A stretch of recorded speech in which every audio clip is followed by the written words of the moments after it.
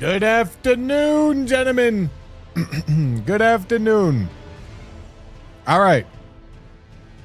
I believe we're in the middle of a French challenge, but I don't remember where because it's been a while. Oh, shit. I'm kind of in a good spot. Okay, hold on. It looks like, let me adjust the overlay a little bit. I just checked the last French challenge stream to see where the save file's at. And so that I could adjust this timer. Looks like we're 5:54 into the run. Oh shit. All right. Okay. And then my save file is, let's go find it. It's probably this one. Probably.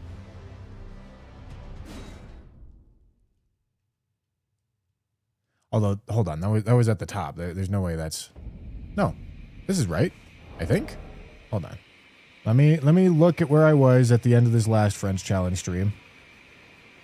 Because I'm at 84 bosses, which is correct. Okay, yeah. Nope, this is the right save file. All right, perfect. Gentlemen, we're back. Okay, it's been... There was several things that happened in between this last French stream and this one. So, allow me to update myself on what's happening here. Okay, we've seen 4 seals. We've seen Italian fingers. We've seen 3 scorpion charms, fine crucible feather talisman. So we've seen 9 of the 14. There's 5 remaining that are bad. And 3 of them are really bad. 3 of those 5 remaining are really bad. Okay, that's good. We currently have 1 mildly bad talisman on. We haven't used Weeping yet. We know there's a talisman pouch down in Weeping. All right, that's important info. Hold on. YouTube chat, I've been ignoring you. Must suck being the unfavored child. Oh, yes. Thank you, Jamothy. Yeah, I imagine I'm probably going to mauled at some point about having to answer this question because I think it's going to get asked a lot today. However, my hair is not dyed because I decided that it's better if I dye it the week after I release the video instead of this week, because I'm going to release the video hopefully this weekend. And then a bunch of people are going to see it, and then they're going to come and be like, where's your hair dye? And I'm going to be like, already done. You know? Know what I'm saying? So yeah, that's what we're going to do. But continuing to remember what I'm working on here, I think I still don't have an imbued sword key.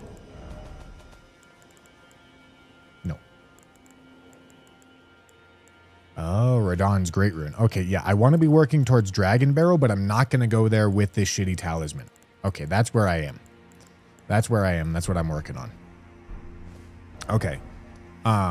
So I think I'm going Knockron with the intention of getting rid of Marika's Source Seal. That's the plan for right now.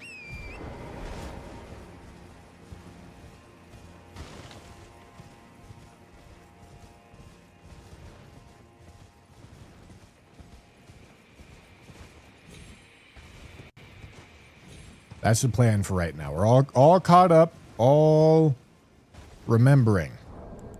Hold on. What am I currently working on? Leveling?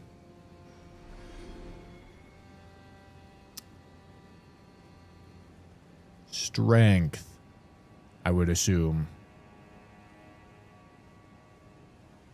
Because I'm at 60 Vig, 30 Endurance, and 30 Strength. Yeah, so I'm still working on Strength here.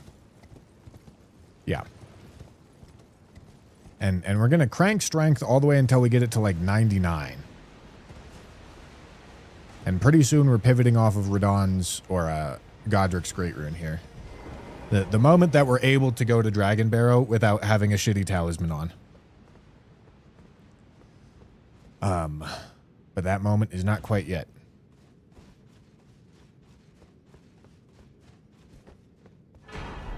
Cool.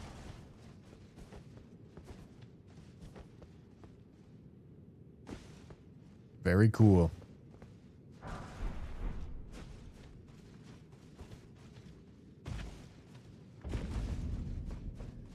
All right.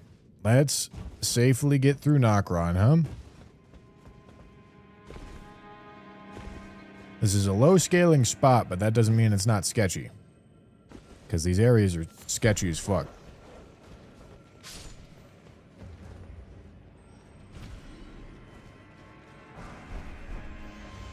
Rot breath.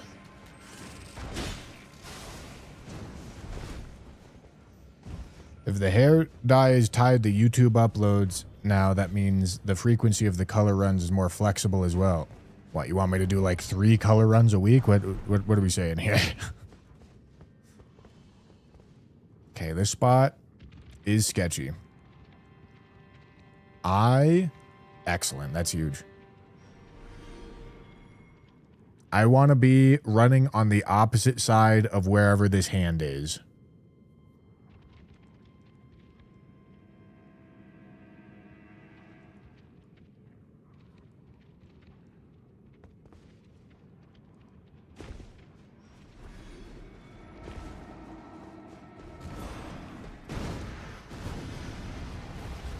Huge.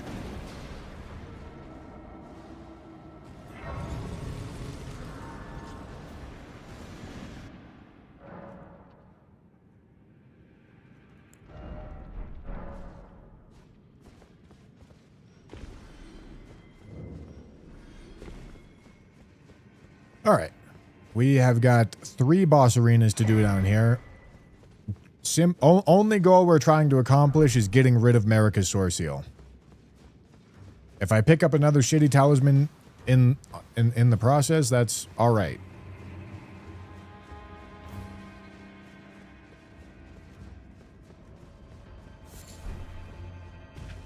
It's not the worst thing to happen.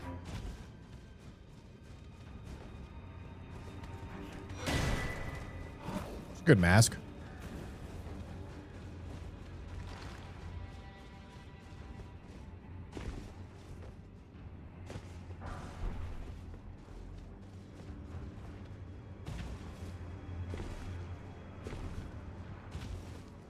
All right. Would also definitely be interested in getting some more Sacred Tears for sure.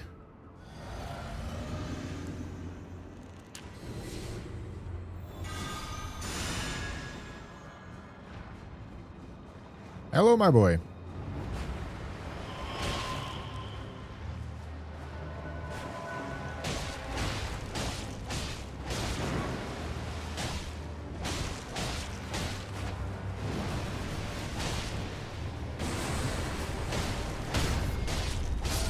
Tough. Huge? 2 tallies? All right. We are 1 tally away from dumping Marika's here.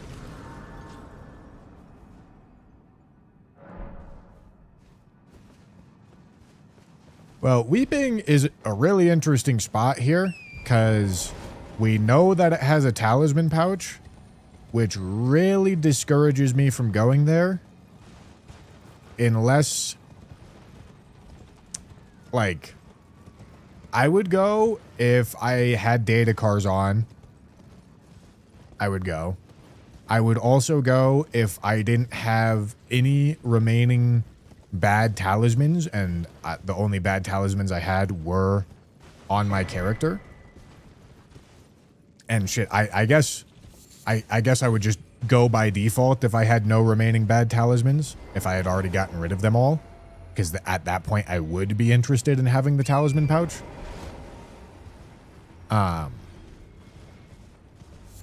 But yeah, like I would normally use Weeping for something like Talisman of All Crucibles on a run. But since I know it has a talisman pouch, if I get Talisman of All Crucibles and I haven't gotten rid of Datakar's woe yet, I don't think it makes sense for me to go, because that means later when I find Datakar's woe, it's going to be on me for longer. And I would prefer Datakar's to be on me for the least amount of time possible. I bought the location of the talisman pouch. That's how I know where it is.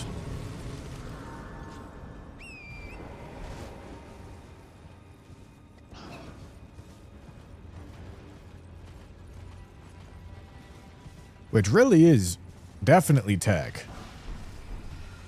And then soon enough, I should start buying locations of sacred tiers, because yeah, getting the flask upgraded all the way would also be really important. But at the moment, sacred tier locations are not going to guide where I go next. What's going to guide where I go next for right now is we're trying to get into Radahn's Great Rune. So I'm going to do what I can to get into Radahn's Great Rune. And then if I find Morgoth's Great Rune, we're also going to do what we can to get into Morgoth's Great Rune. And that's going to be a higher priority than sacred tiers until we get it.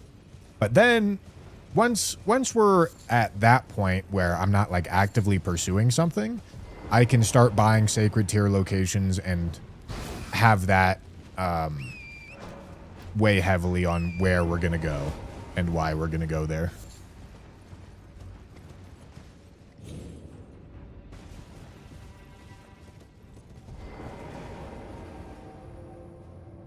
Do we? I think Black Knife Assassin is already dead on this run. I think.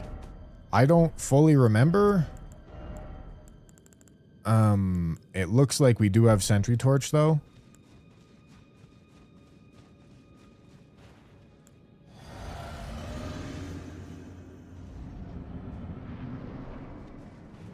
Okay. This is real Moog. Does this have innate bleed? No.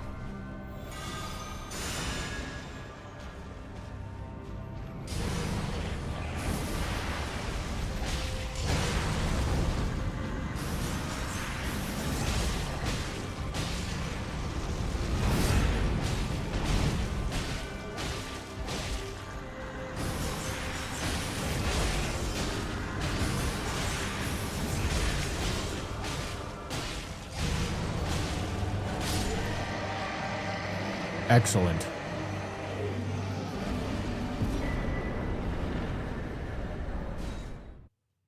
Gentlemen, exclamation. What's the command? What's the command, Jamothy and Lionin?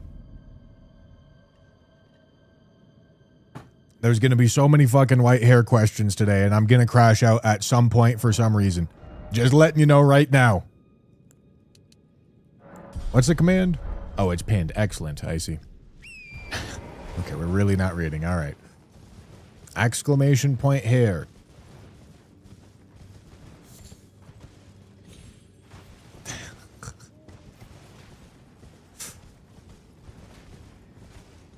Yeah, thank you, Jemothy.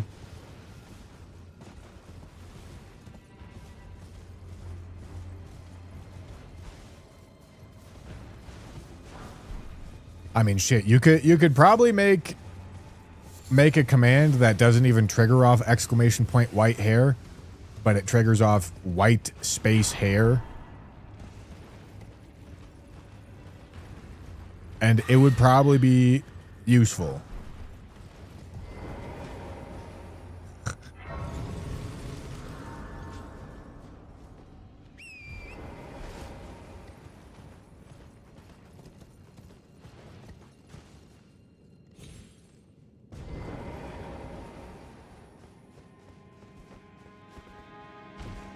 Durgan.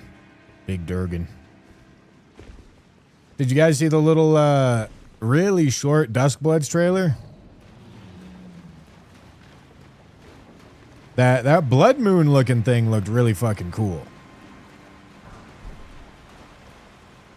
But still, incredibly little information.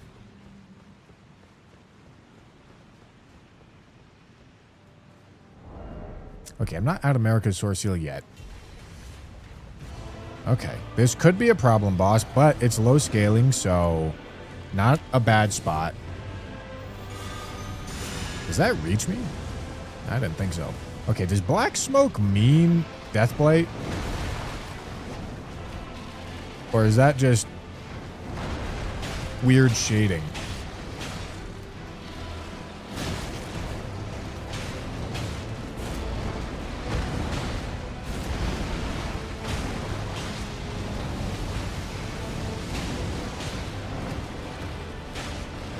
Let's find out. Okay, weird shading.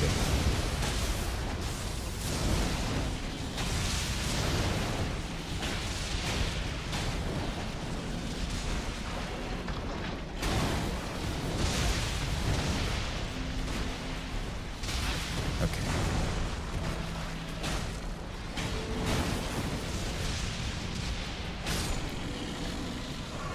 All right, give me one tally. That's all I want. Cool. All right, we don't have any bad talismans. That's great news. It means we can go for Radahn's Great Rune now.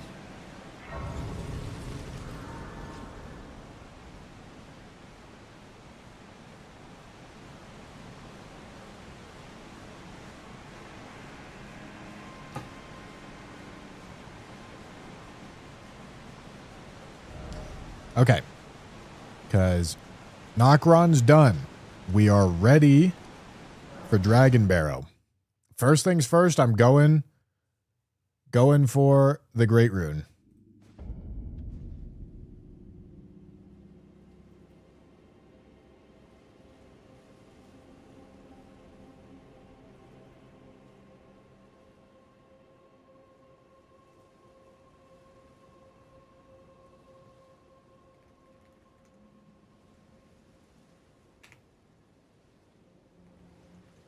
Hold on.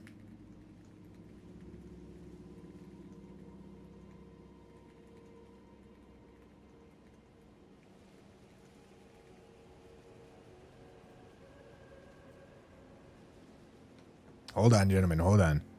Hold on. David's asking me things. David is asking me things. I need to answer his questions. Hold on, hold on, hold on.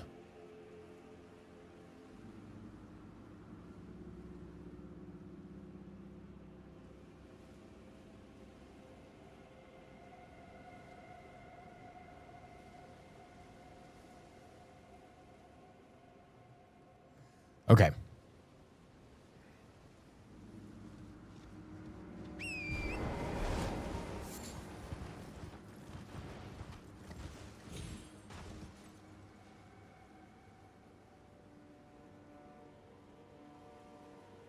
How's the spreadsheet for the color-only challenge looking? I talked with Jam about it already because I didn't know if you would react to a Discord message. I have much free time at the moment and would be willing to work on a spreadsheet for the colors of each item.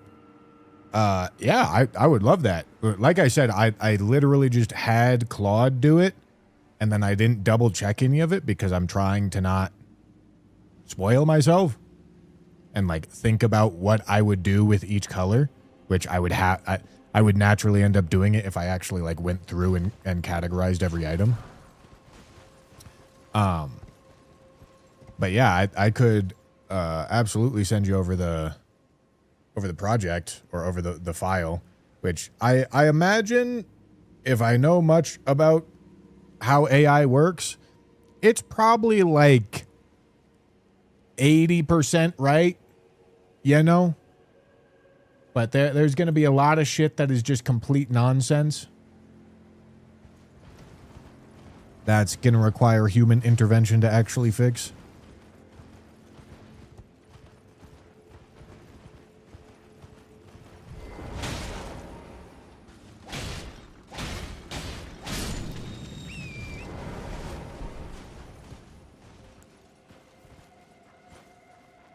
Missing a bunch of items and made up others. Yeah, that sounds about right. Why am I doing this? I guess it's fine. It's not the worst idea in the world. All right. Sketchy part. Sketchy part of Dragon Barrow. Here we come.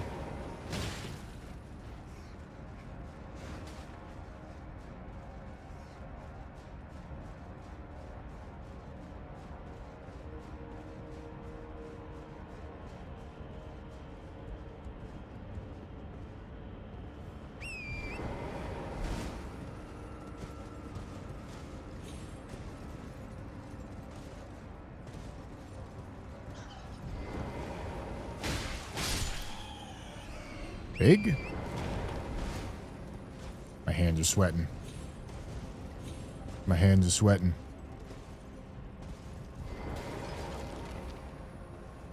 All right.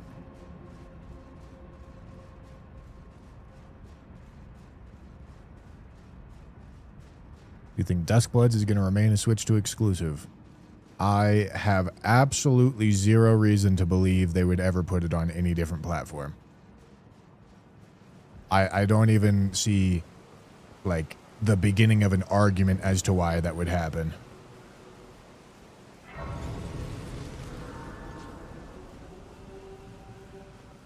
Like, I don't even think Nintendo is, like, weighing positives or negatives for that choice. I don't think they would see any upside.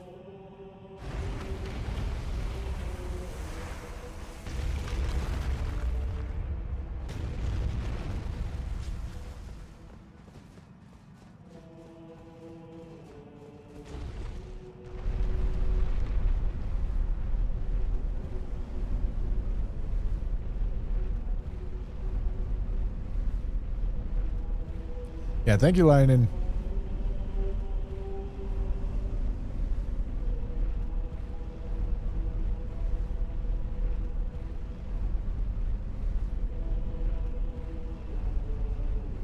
I don't see why From decided to make it a Switch exclusive in the first place.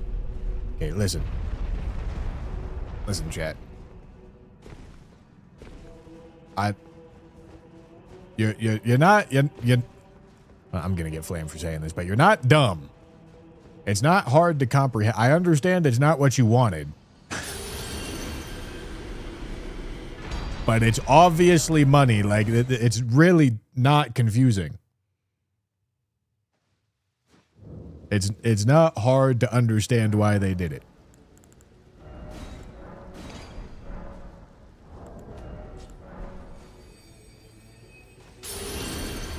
All right, there we go. Big Radon's Great Rune.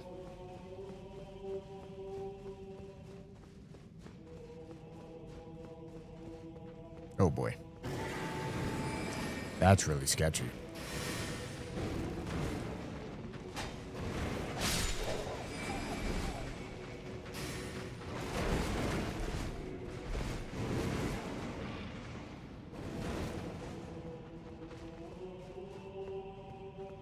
All right.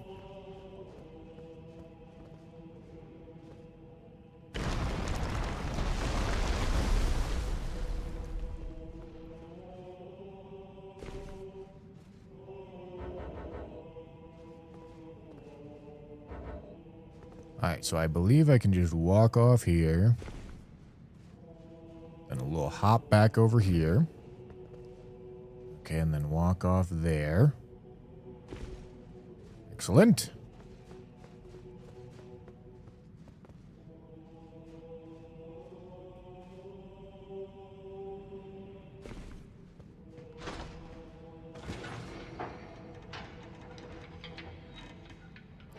Still, most of their player base is on literally any other platform. Okay, maybe you are dumb. If you make all the money that you would make from a video game by simply making the video game and somebody pays you all that money, why do you care? Like I said, I understand you're unhappy with what happened. That does not mean it doesn't make sense. There's no need to be dense. It doesn't help.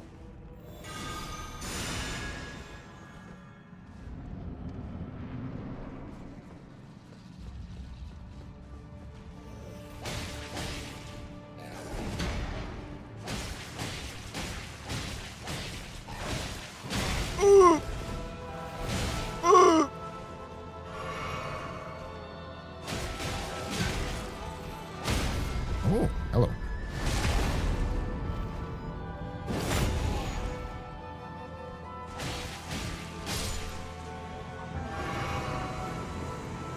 Jimothy. You know, I'm not sure either, but I believe it has to do with the fact that I go out and interact with the real world in between streams. And listen, something I've observed is somehow the stupidity has managed to congregate here.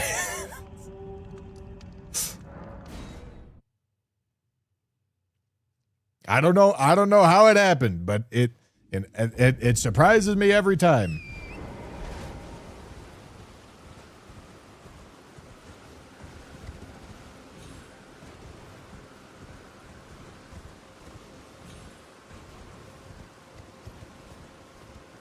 But no, that's not fair. It's not. I'm joking. I'm joking. I'm joking.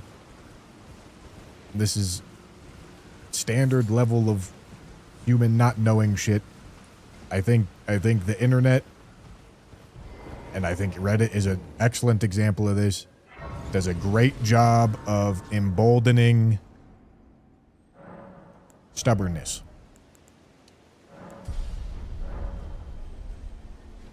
Which just leads to circular dumb conversations. All the time.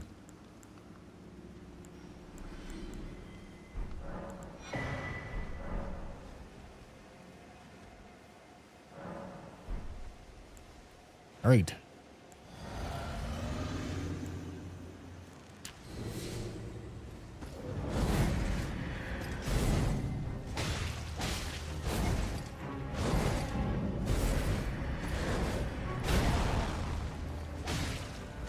That for? Let me do this. It's a little damage buff.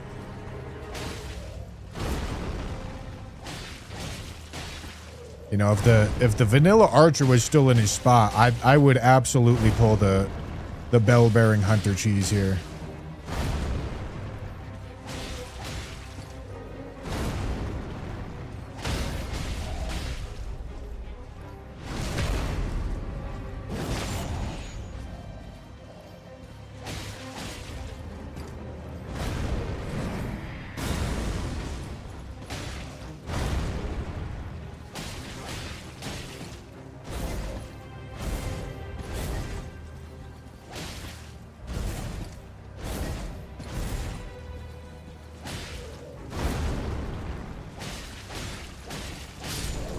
Well,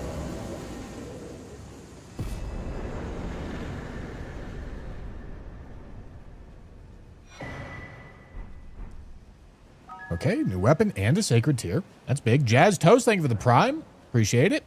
Do you ever want to do Bingo Brawlers again or even just commentate again? Well, to be honest with you, I would not, and this goes for like anybody that would do commentary. If you aren't playing, you're not really going to know enough to provide valuable commentary. So if I'm not playing, I wouldn't be interested in doing commentary. And I suppose if I was just given the task to do commentary, I would still probably want to do like practice matches.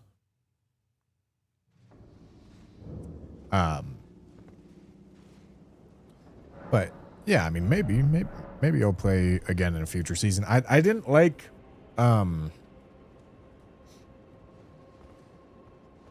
the format of this season was something that didn't really interest me.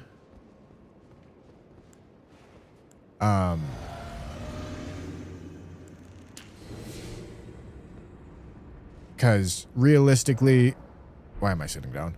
Realistically, the people that got through, which I believe are Blanks and Tom, of course they're going to get through. They're the two NA players that are going to practice the most and care the most about it. And if they don't get through, I don't think that's right. But it's just the fact that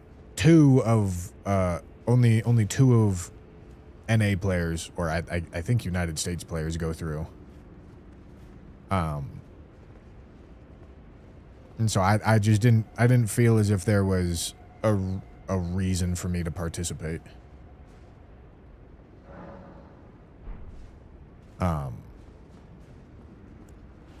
Because like if I did well, I would feel as if I'm taking a spot away from someone who's going to practice more and care more and dedicate all their streams to it for the entire time. And if I don't, I didn't see a super big reason to go for it, you know?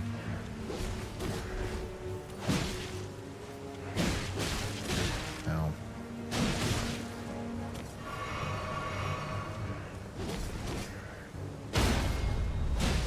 Damn it.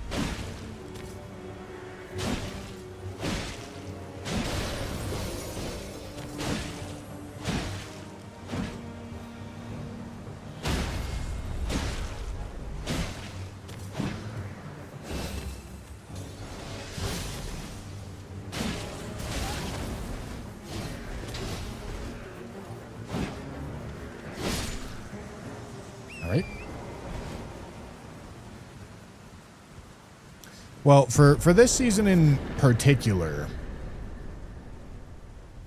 the format is 2 players from every region that Domo could get players from, which just means that, like,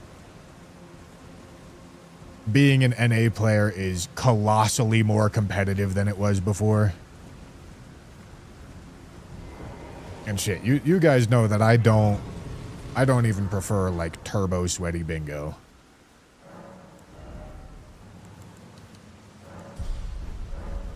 As bingo evolved and got taken more seriously, I enjoyed it less and less.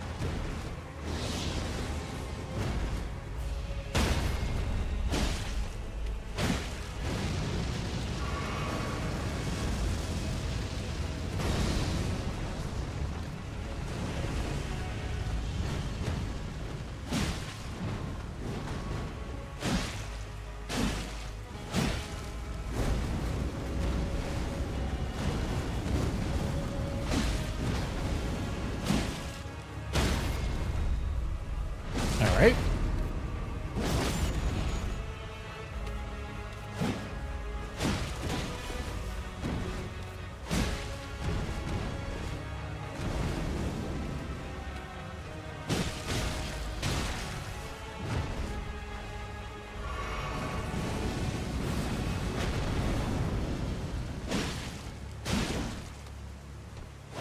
Nice.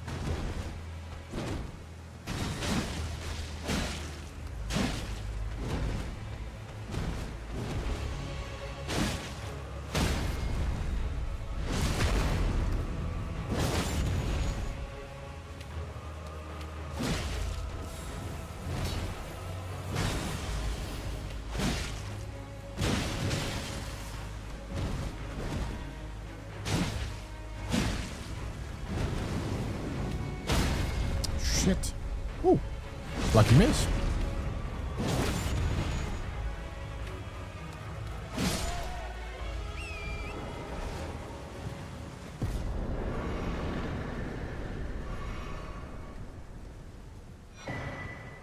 Nice.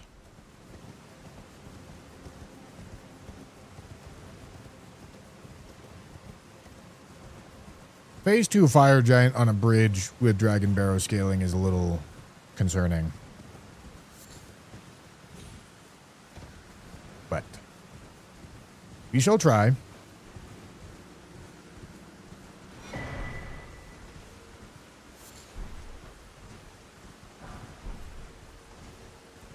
We are punching a little bit above our weight by being in Dragon Barrow right now. It's nothing crazy, though. And we did it to get Radahn's Great Rune, so there's good reason for us to be here. Nonetheless, this is going to be a little awkward.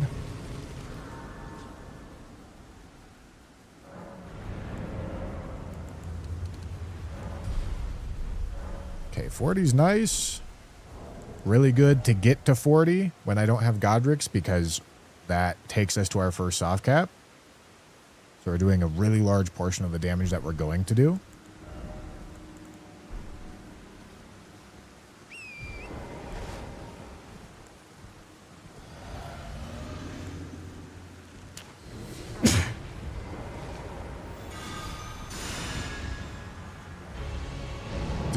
Dude, this is fucking insane.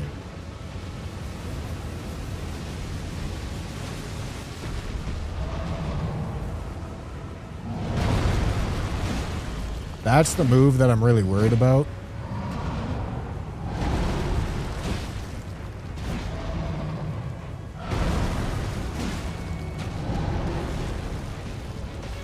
I don't want to get too far out, or too far into the bridge, I mean, because I'd like to be able to hide behind something if needed. Fighting him over here is significantly less bad, I think.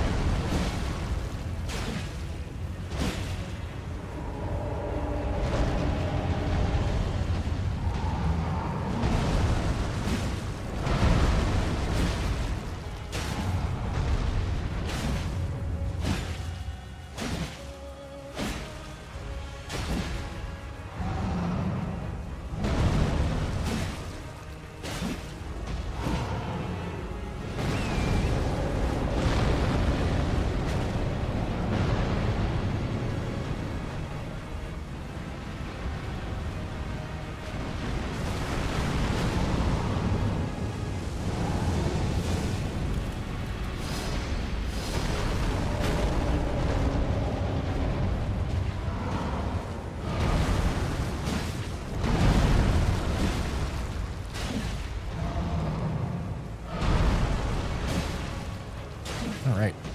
My ear itches, man. My ear itches so bad.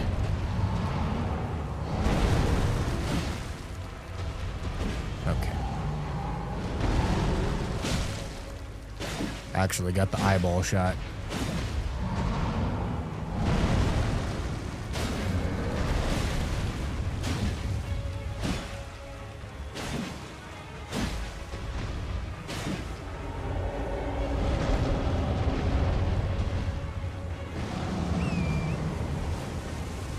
Very awkward. All right, we got plenty of space.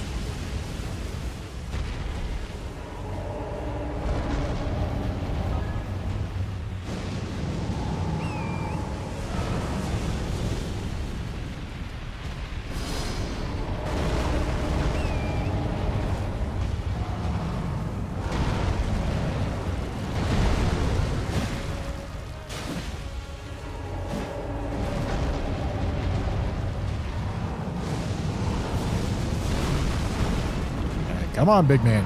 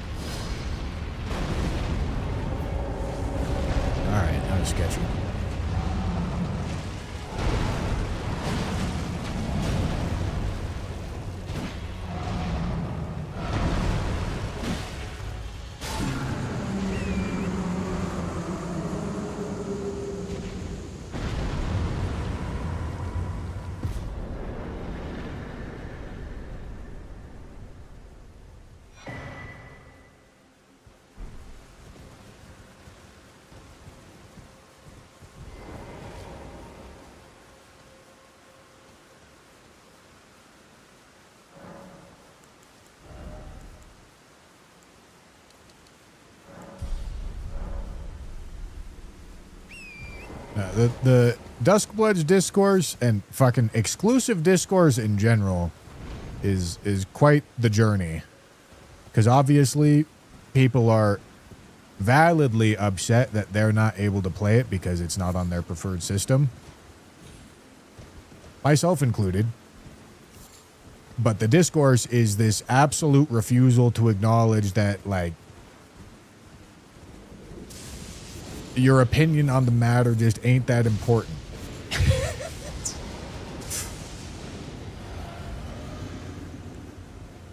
Would I prefer if it was not exclusive? Yeah. Would the game exist if it wasn't exclusive? No. Does my opinion affect the reality in the slightest? No. Does it have any potential to? No. Is it anything that's particularly interesting to talk about? Definitely not. Being upset is all right. It's very odd to fucking be like, I think exclusives are bad. And it's like, shit, dog, I think cancer's bad too, brother. Like, are we going to sit here and debate about whether cancer's bad or not and talk about why fucking... Like, you're not saying anything, man.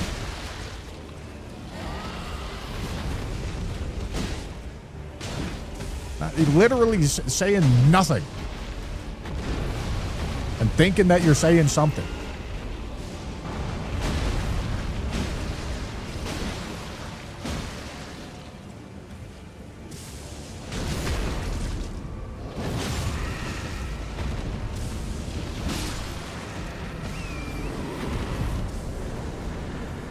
All right.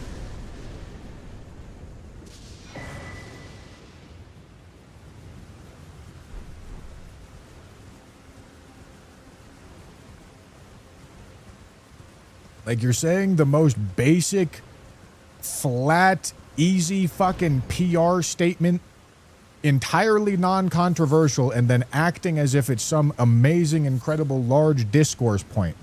Gentlemen, let's debate whether or not exclusives are bad. Not a soul in this world likes exclusives. Nobody. Being upset about it is valid, but you don't need a fucking... It genuinely does not need to be something that you talk about on a daily, weekly, monthly, yearly basis.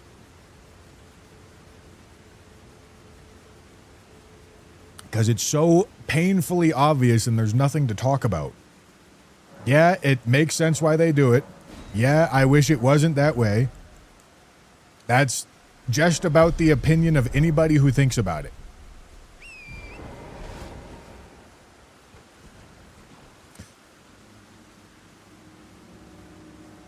Okay. Bofa Cave.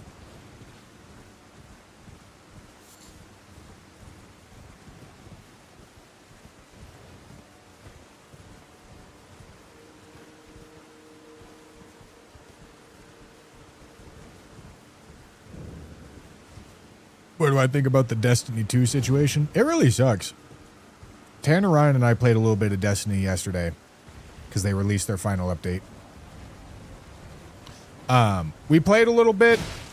The game is so different from when I used to play it, and new player onboarding is just so horrendous that I could not for the life of me figure out what to do.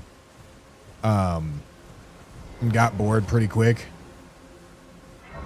It's obviously a game that demands really hefty time investment in order for it to, like, be interesting. Which is, like, why they bled players in the first place. And after they bled players, they had really insufficient new player or returning player onboarding to get them back into it.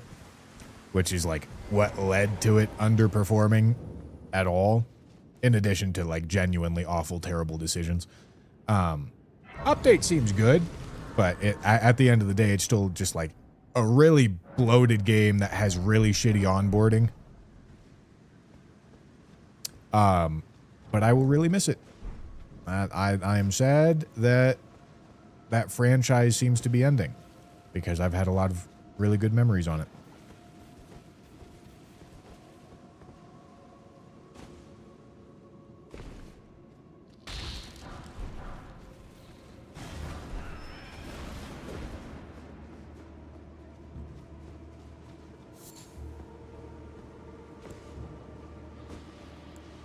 All right. Let's do this.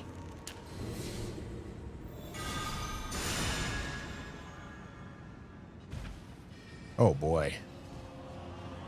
Okay, you know, certainly not the worst the trio fight could be. Definitely not.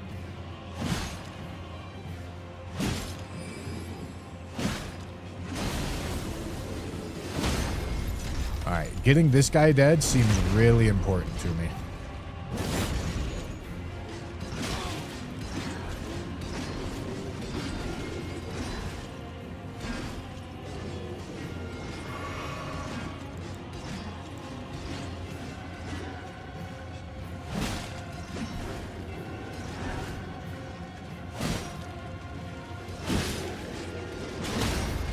Holy fucking input buffer, man.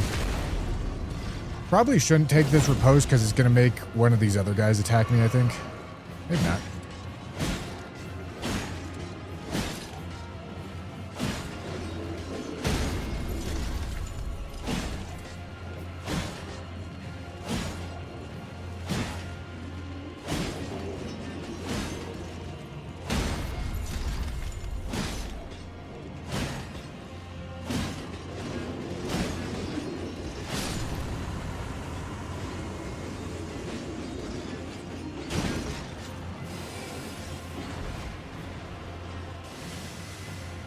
Right? Oh boy.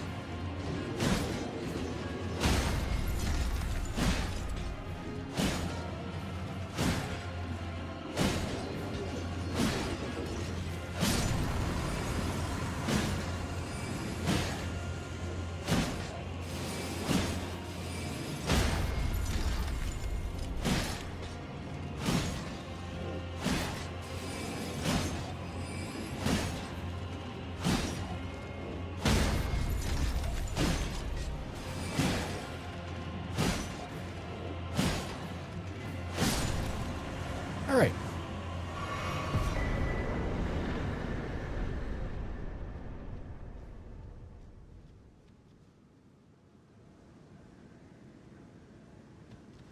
Night Rain was a bit of a letdown for the hype. Do you think it has changed your expectations for Duskbloods?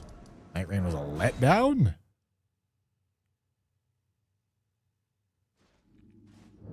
I think you're misremembering. Night Rain was expected to be some turbo shit, asset flip, mega dog shit.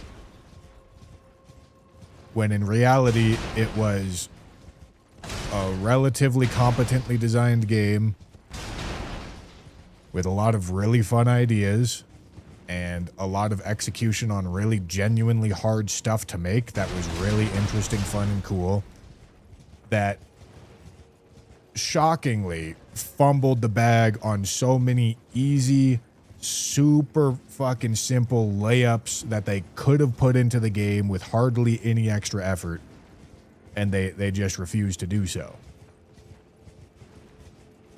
But if you think Night Rain had really high expectations, you're lying to yourself. Nobody thought that game was going to be any good. The initial reaction to Duskbloods for just about everybody was, or to Night Rain for just about everybody was, wow, that looks like a fucking mobile game. That's not going to be any good.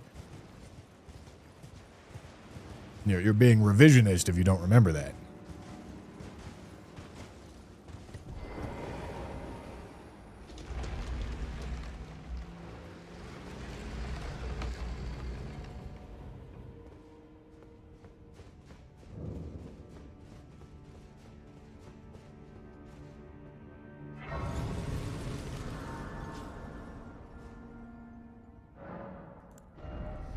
Night Rain more than exceeded the hype. Night Rain was... announcement happened and it was like, oh, that's a cash grab using the Elden Ring franchise name that's not even made by Miyazaki. Wow. And then it came out and it was like, well, hold on. This is really fun. And then it got to be a couple weeks in and it was like, all right, you can tell there's a low budget, but there's a lot of really good bones here, and I hope they like support it and do all these really easy to do updates that would make it way better. And then they didn't do that.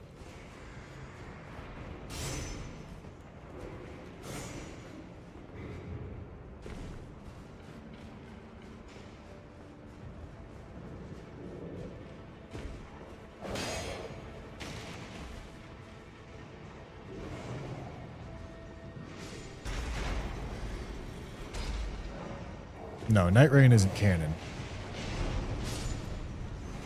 I don't really care about lore, but it's not canon anyway.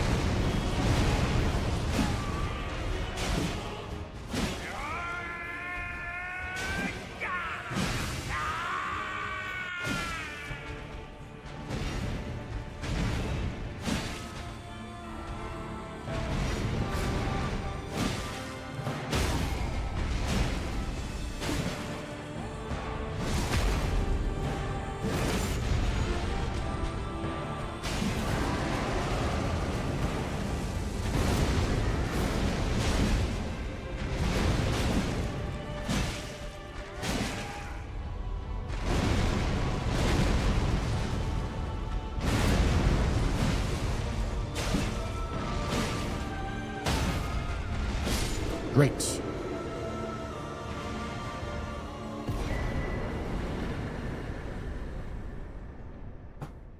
Another Sacred Tear is awesome. Okay. That is Dragon Barrow done. That's an area where we're queuing into higher difficulty than what we're like really fully ready for. So that's a great job. It's good to have that done. Well, hold on. Before I make my choice, I should, I'm not going to loot anything here, because I'm not doing Capital Outskirts quite yet, but like I said, I should, weigh Sacred Tier locations pretty heavily into where I'm going next. Greyol isn't a boss.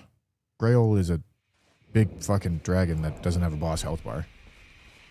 Wait, well, you're back.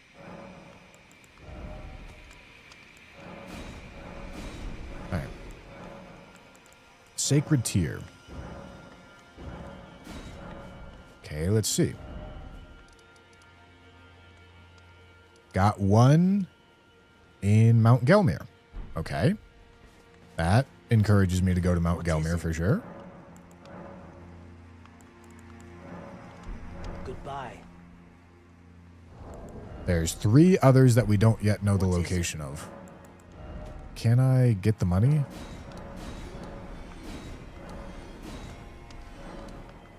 Yeah, I got enough money for another one.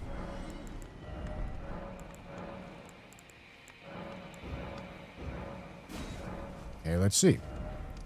Then there's another Sacred Tier. It can't be in DLC. Does it mark the same one? It might mark the same one. That kind of sucks. All right. I mean, it's good to know that it works like that.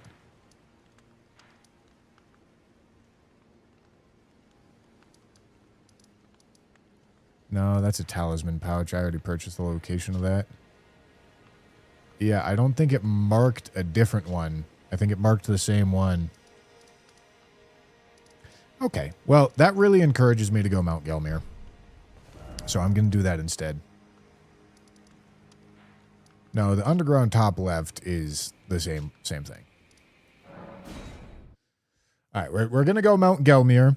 And then when we finish Mount Gelmir, we can do the same thing, go by the next Sacred Tier location. Could there be two in the same spot? I guess, yeah. Yeah, it's possible.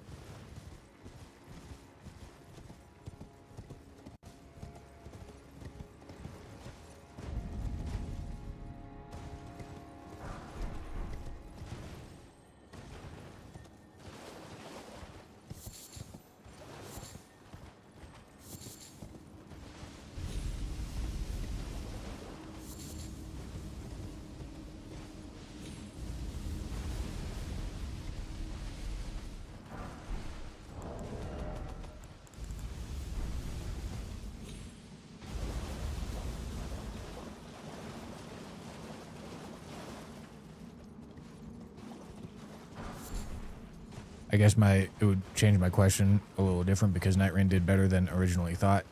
Did that change how you feel about Duskbloods? Not really. I mean, I expect Duskbloods to be really good. Watchdog Staff. That's really good. I'm not going over to the cliff edge. No way.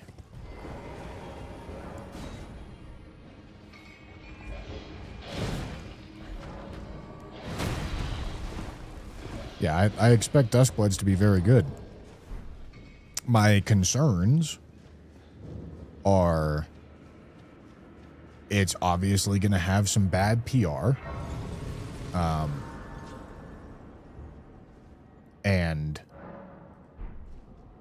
for a multiplayer game, for an online game, for a genre of game that usually requires like community, because even though Souls games aren't exactly the most online things, the community of them is quite important to the experience. The fact that there are all sorts of people that love challenge running them and dedicating large portions of their time to playing them, much more than you would reasonably expect out of most average games.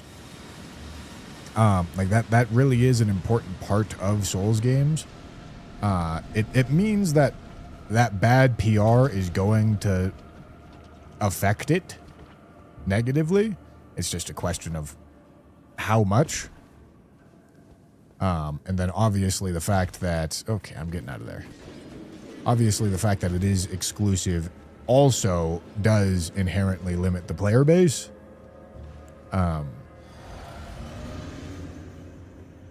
So, you know, how well is that going to do? Okay, hold on. Got to lock in.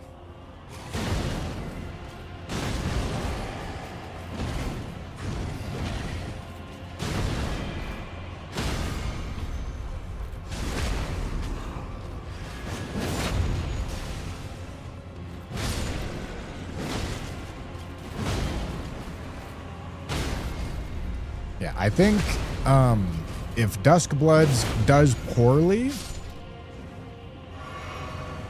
using my fucking crystal ball, the crystal ball that I peer into the future with,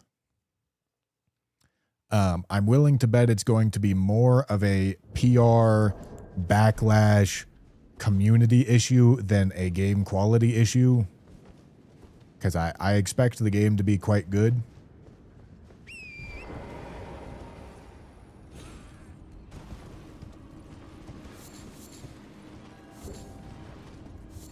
But we'll see.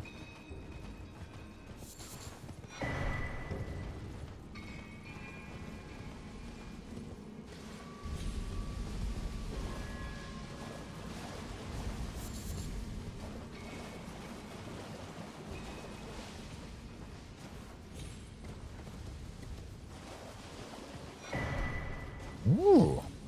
I'll take it.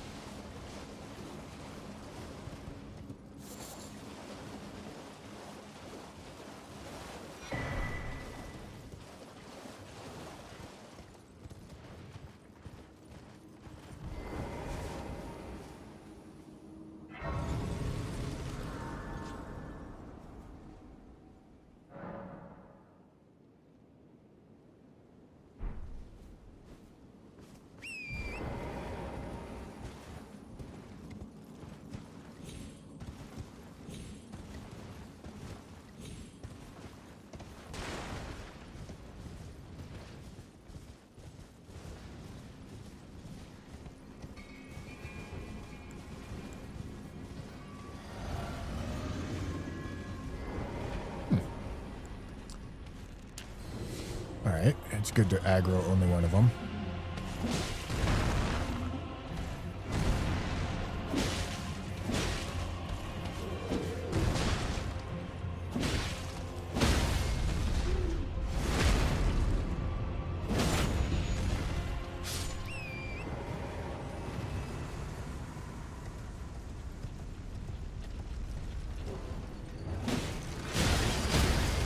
Oh boy. Oh, Jesus Christ.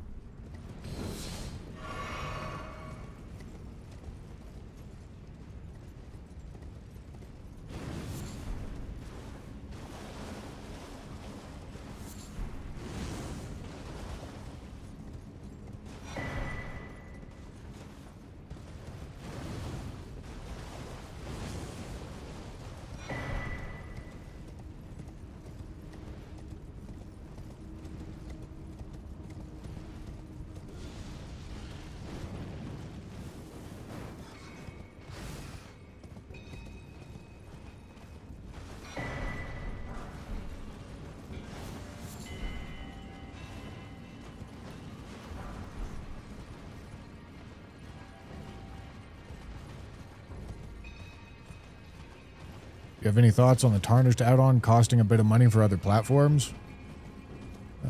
No? Is that... Has it been decided that From Software is bad for that? I don't care.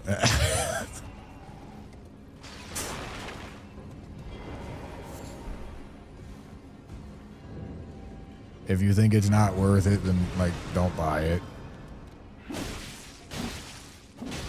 Complaining about the value proposition of Elden Ring seems kind of ridiculous to me.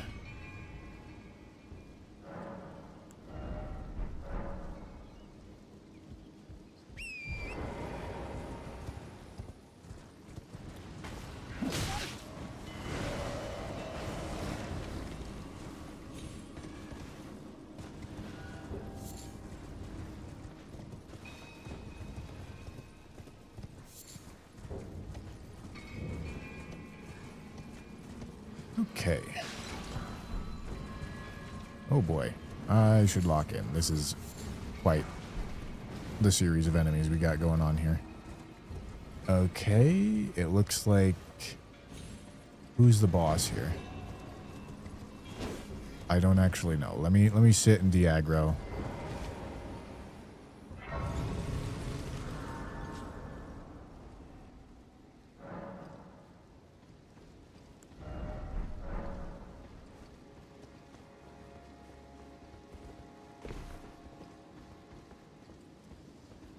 Like, Elden Ring is not a live service game. Expecting free updates is odd.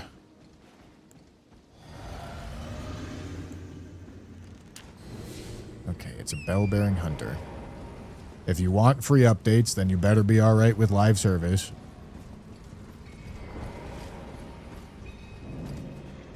But I know most of you are not, because I just saw the conversation talking about why live service would be such a disaster for Night Rain. So, you guys just want free shit. for some reason, feel entitled to it.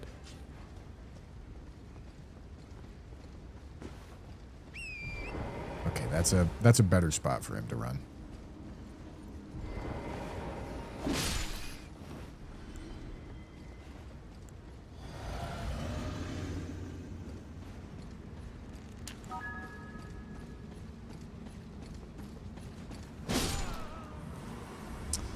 Oh, I gotta kill this. Gotta kill this guy.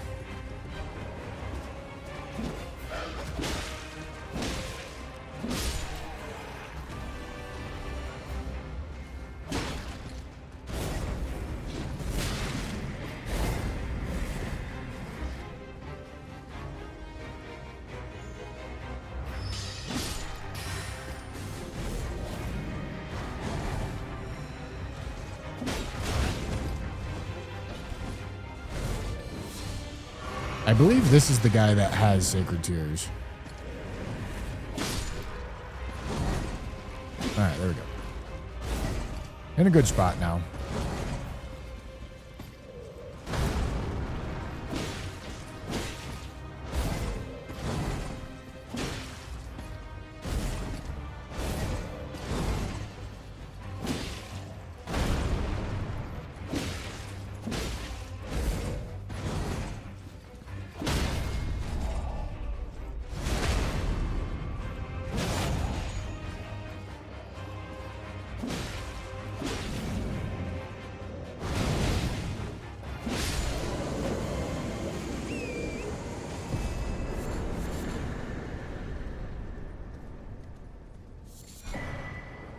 Cool.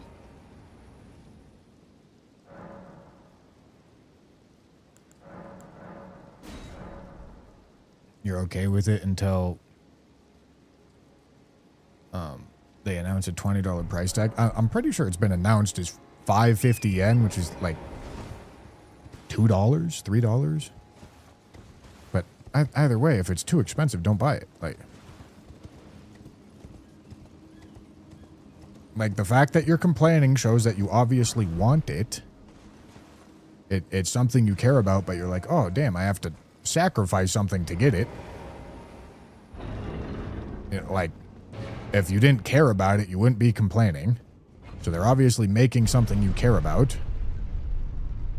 But if you decide that it's too expensive, then if it costs more than what it's worth to you, then don't buy it. Like, this is not new. This is not, it's not complicated.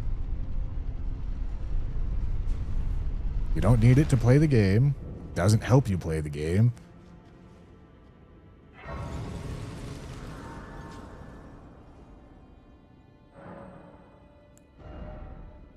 If you don't want it, don't buy it. If you think it's too expensive, don't buy it. Like, it's whatever.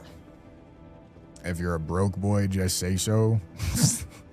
Yeah, exactly.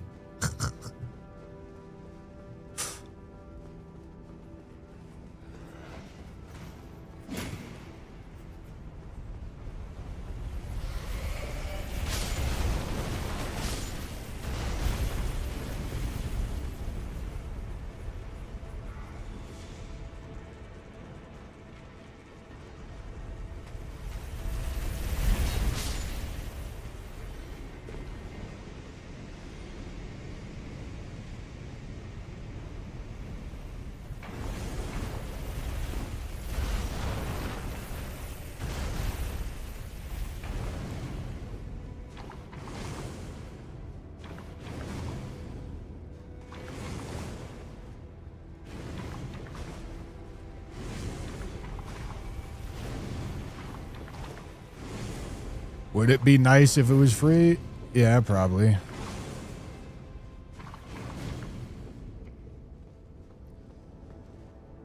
But shit's got to get paid for.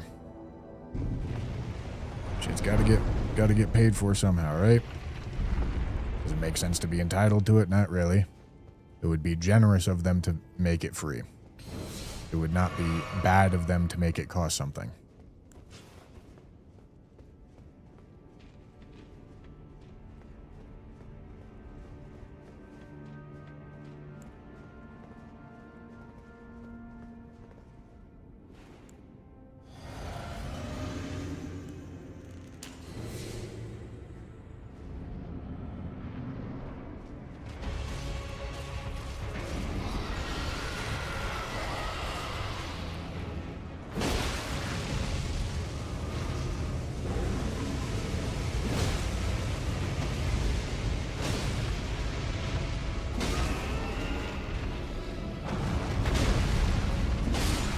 Tough.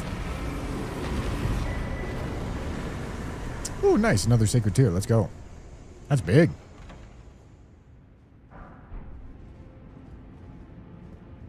Stone club. Nice.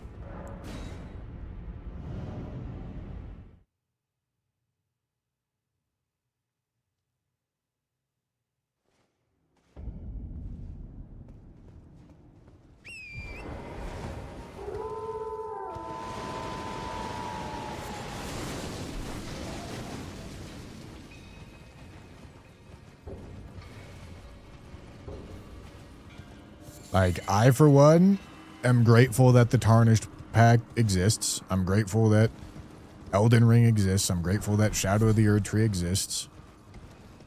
And it provides enough value to me to the point where I'm going to buy it and be happy about it. If From Software requires me and whoever else is going to play their video games to purchase shit in order for it to be made, cool. That's a trade I'm more than happy with. If you disagree, don't buy it. Oh, fucking shit. Jesus Christ.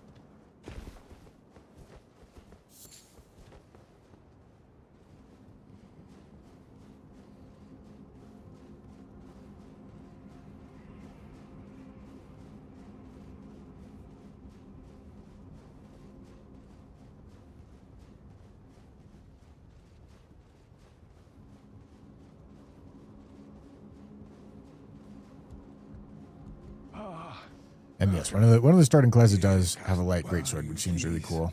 And then I think there's another one that has something. I forget what, but he's got something. Bandicoot, thank you for the tier 1. Typhirnan with the tier 1 as well. MH Gaming Stuff with the Prime. I think I missed that, but thank you. Thank you, my boy.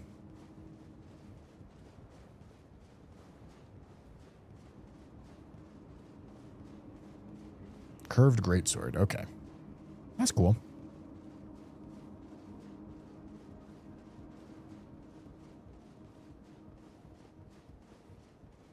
And to be clear, I don't blame you if you think the Tarnished Edition isn't worth it. I'm not telling you I think it's worth it. That choice is up to you.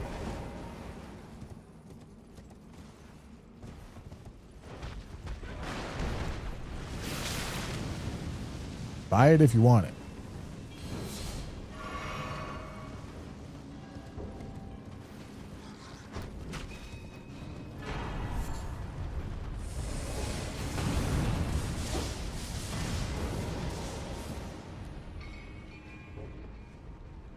Tamner left with vegan lady and now I'm in Bussy's prison. I wish he takes off his shirt. Ritalina? What? No cooming.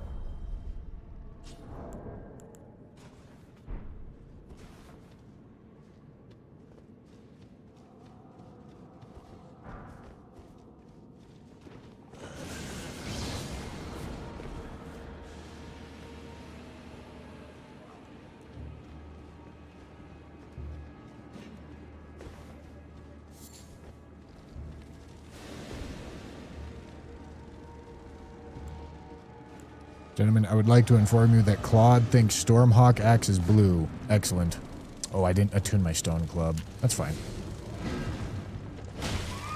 I'm going to be doing quite a bit less damage than I otherwise would be, but we do not currently need to be locked in.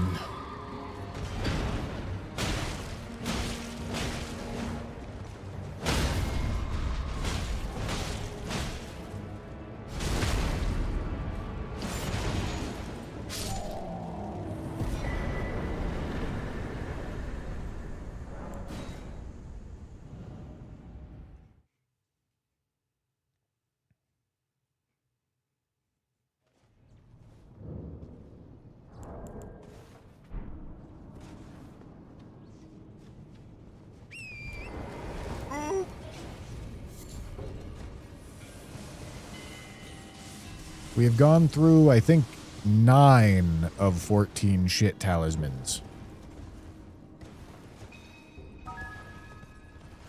Ruvok, thank you for the Prime. And Laptop Monkey with a super chat. Wait a minute, this isn't Elden Ring Tarnished Edition DLC. Nope, not yet.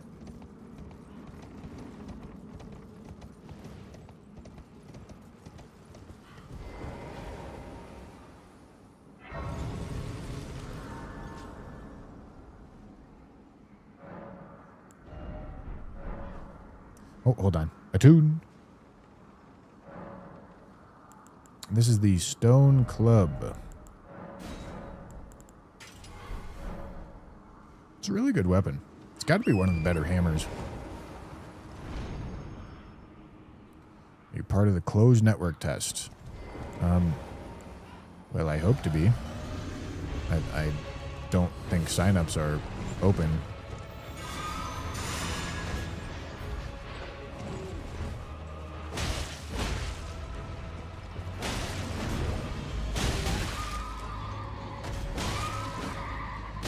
Ooh.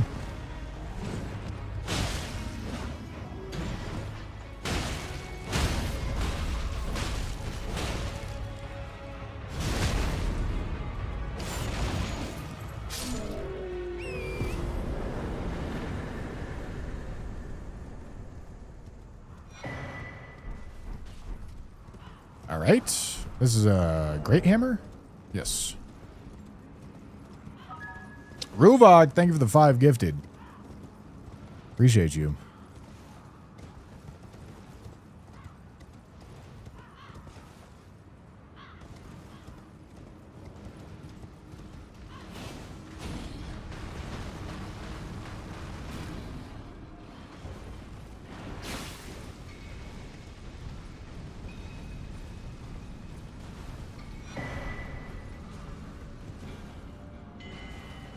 Newish Elden Ring player, could you briefly explain attunements? They're the symbol that show up in the... It's the thing that you choose after you apply an Ash of War to a weapon.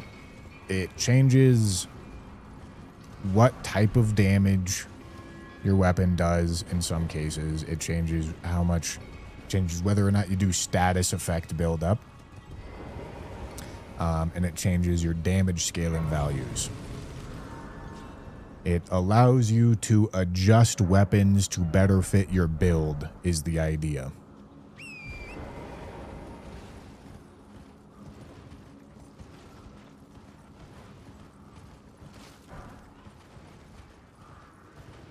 To better fit your stats.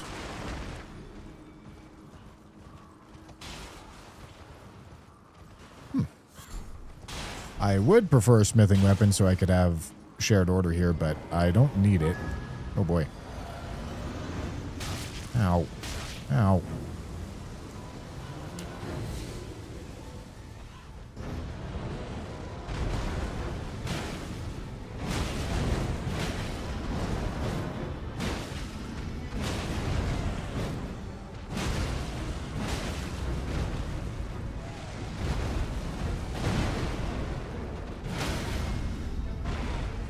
No, fuck.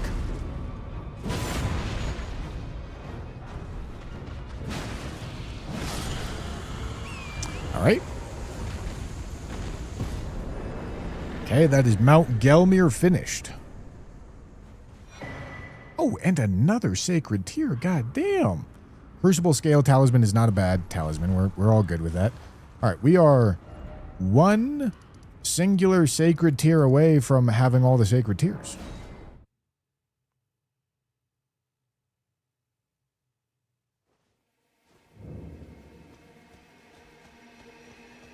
I did see, I saw a comment earlier, but I ignored it for the moment, about not liking purchasing the location of, like, upgrade materials, which I get. Okay, let's see. This one's in mountaintops. I understand that. Yeah, okay, we're probably gonna head that way now.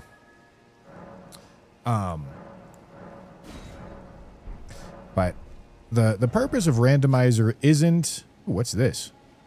Oh, Volcano Mana request. The purpose of randomizer isn't to make everything random, because that's not very fun. If literally everything's just random and out of your control, and you can't make any educated guesses because you have no information and everything's random, it's not a very fun format. The purpose of randomizer is to change the locations of things so that you don't know where everything is at all times. It makes it so that you actually have to engage with the whole game instead of engaging with only the parts that you know where the good stuff is. But when it comes to, like, purchasing a location of something, you're purchasing the single location of one good item that you're interested in, and it allows you to have more guidance to where you're going instead of no guidance to where you're going outside of, all right, I guess I'm heading in this direction because it has bosses, you know. It's the same thing with, like, a Great Rune. Like, Great Rune offers guidance for me. It's like, oh, okay, I have Radahn's Great Rune. I want to do an early Dragon Barrow. That's unique and different and interesting because it's making me do something different than I otherwise would because of the things that happen.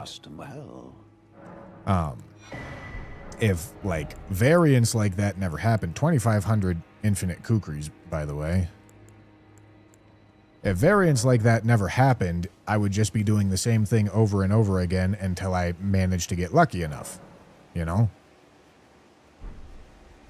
But making things more fun is about, or like making things more fun with a randomizer is about making it so that you have control, but you don't know absolutely everything, you know? And without these upgrade mats, there's been plenty of moments where I haven't had a whole bunch of guidance and it's just been like, all right, let's go in this direction because it feels right, you know? Sometimes I have guidance because I'm going for a Great Rune. Early game I have guidance because I'm really focused on what scaling happens where. Then usually middle game I have some amount of guidance because I'm going for a Great Rune of some kind. But there's a whole lot less. There's a whole lot less things in randomizer that are saying go here for this reason than there is like amount of bosses and total objectives to complete. Like that, it's not as if I'm overflowing with objectives. You know what I'm saying?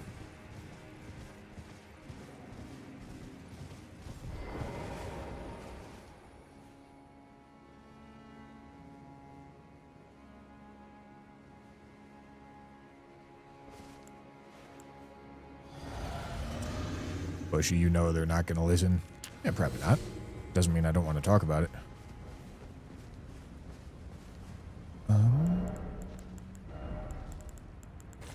Need you.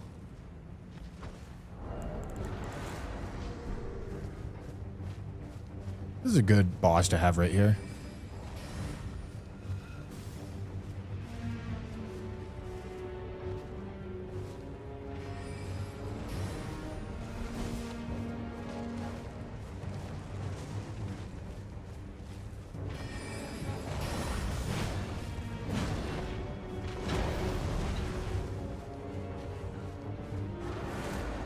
Like the goal of, I think, most games is to maximize emergent gameplay.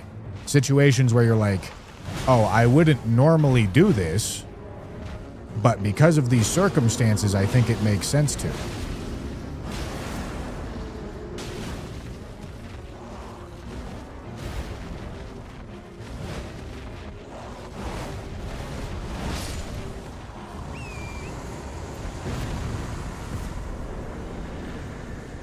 All right.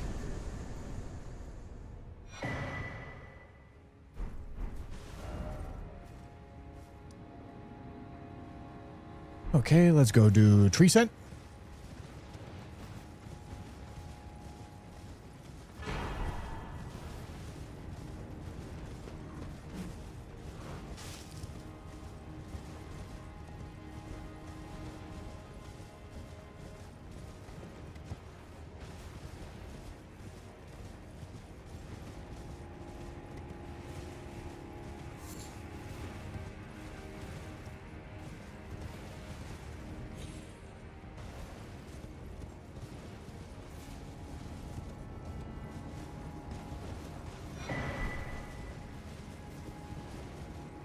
Like, because I've purchased, for example, just on this run, because I've purchased locations of talisman pouches, it's absolutely changing my gameplay.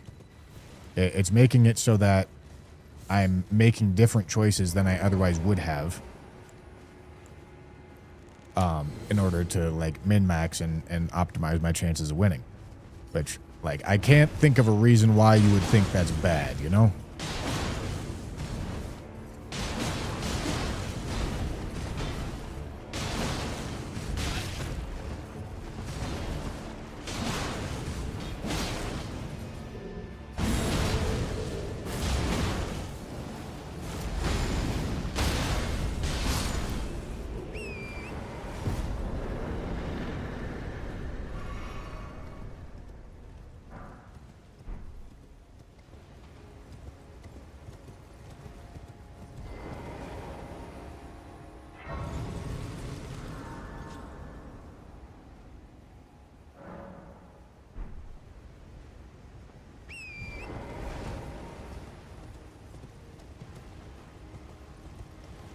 All right.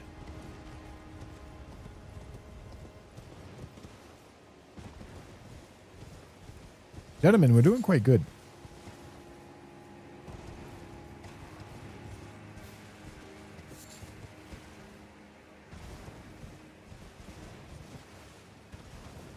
Really lucky to get 3 Sacred Tears in Volcano Manor. It's quite something.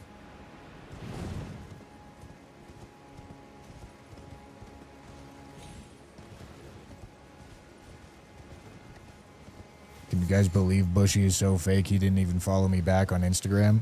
I've had like 4 different Jam Sanitizer accounts. Fucking... I've seen so many of your accounts, Jam. I don't know which one I'm supposed to follow. You only have 2? Alright, listen. Maybe it's been 2. Nonetheless, I didn't know which one to follow.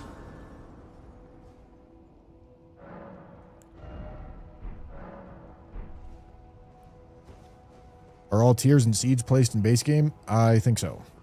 It seems that way. Oh my goodness. Oh, right. Fire damage.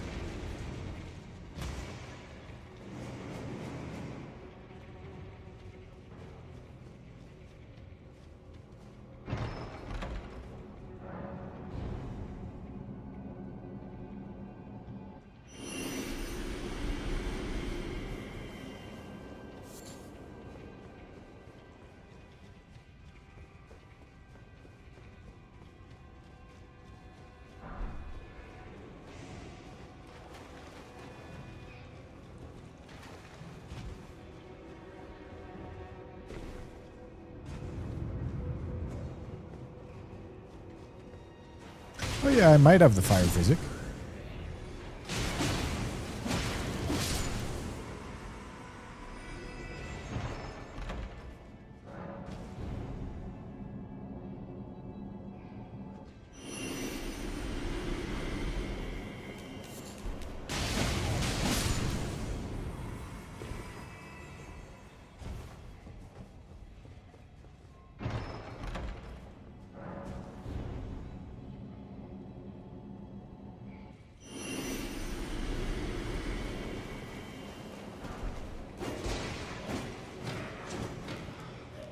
Can you add Kermit Gape to Tanner's stream? Jesus Christ.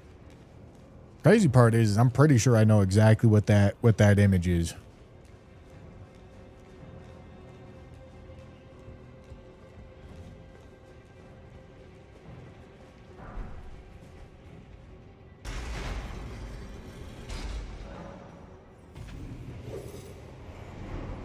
Also, there's absolutely some circumstances in French Challenge where it feels like turbo dog ass to lose a run due to not finding Sentry Torch, for example.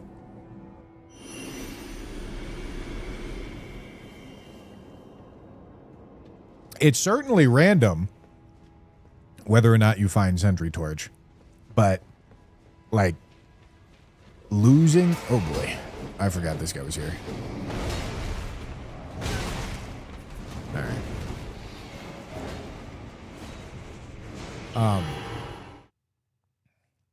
Losing a run because you didn't find Sentry Torch just feels really bad. It doesn't feel as if you're playing a video game. It feels as if you're like rolling a slot machine, you know? And like getting rid of having circumstances where it's like, okay, I literally couldn't do anything about that is not good. Getting rid of as many of those as possible. Ooh, look at this. And adding in as many, oh shit, I should have done thises as possible is a good thing.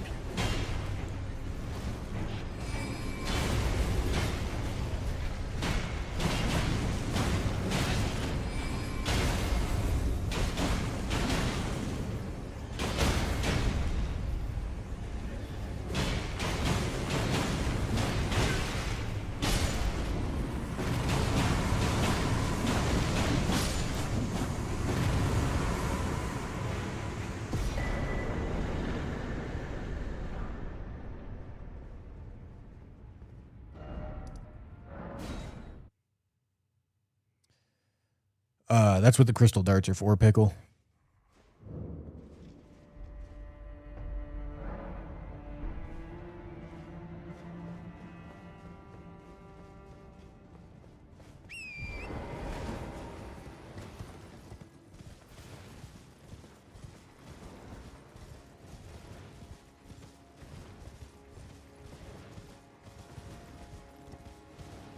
You put Blood Flame Blade on right hand, you can still use your left hand weapon Crag Blade. No. No, that's not what that means. It means you can use an Ash of War on your left hand. So like left hand Ash of War, Poisonous Mist. And then you can go back to dual wielding, you know, and then you can use an Ash of War in your right hand, like Golden Vow, and then go back to, well, let's just say it's easier to think about it like this: left hand balls Crag Blade, right hand like dagger Golden Vow.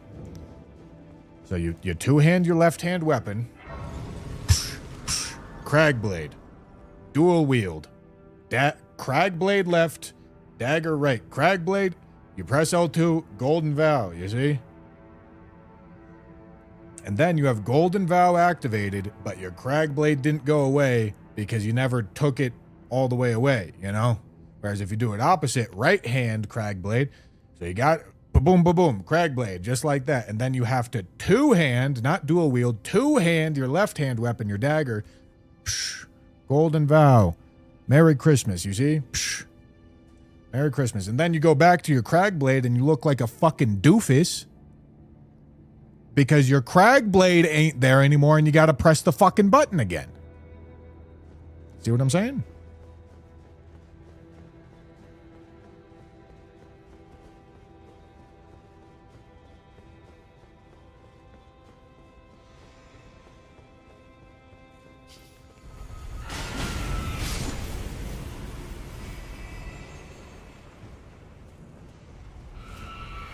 Moose Armor, thank you for the gifted membership. Oh, I missed one earlier. I'm sorry. Moose Ammo also sent a gifted membership earlier. Thank you. Burke membership, 15 months of membership. Thank you so much. And Moose Ammo also with the super chat. Finished the white color VOD earlier today. You were scammed, bro. I fucking know. I fucking know.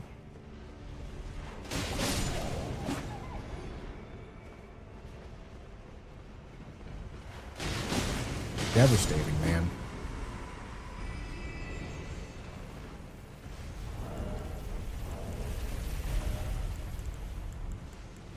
No, shackle yet. Oh, Jesus.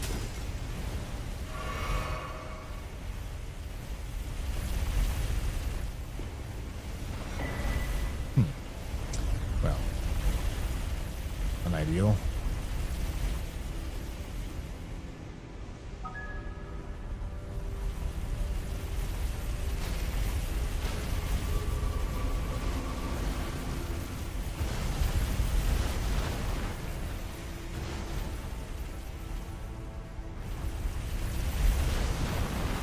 Does Night Rain have multiplicative or additive system and buffs? Multiplicative. I don't think there's anything additive in Night Rain. Well, okay, I mean... I suppose stuff like grease. I suppose.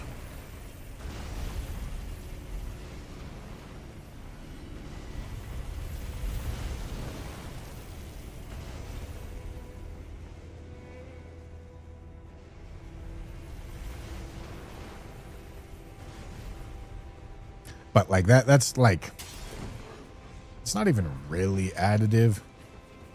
God, I'm gonna get into the fucking weeds here.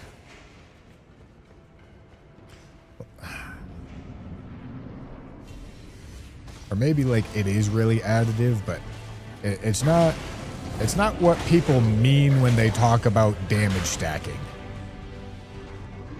Because when there's something like a grease that literally says like adds fire damage to your weapon, it's not confusing what it does. You're never going to be caught being like, oh, okay, so this makes me do like 10% more damage. You're not going to be thinking that because it doesn't say anything about percentages. You're just going to know it's adding fire damage to your weapon, you know? But what people get hung up on is when you have two items that are like increases damage by 10% and increases damage by 10%. You might think that's going to be like 20% because you take the 10% and you add the 10% to it and you get 20%, and that makes sense, right? And that would be additive, you see? But there's also another system where you take your 10% and you multiply the other 10%. You see? And then instead you end up with a overall 21% damage buff from your two multiplicative 10% buffs. Gentlemen. So I struggle to even call something that's like overtly additive, like it literally adds damage and it doesn't at any point multiply damage for any reason. Like that's not the part where people would get confused.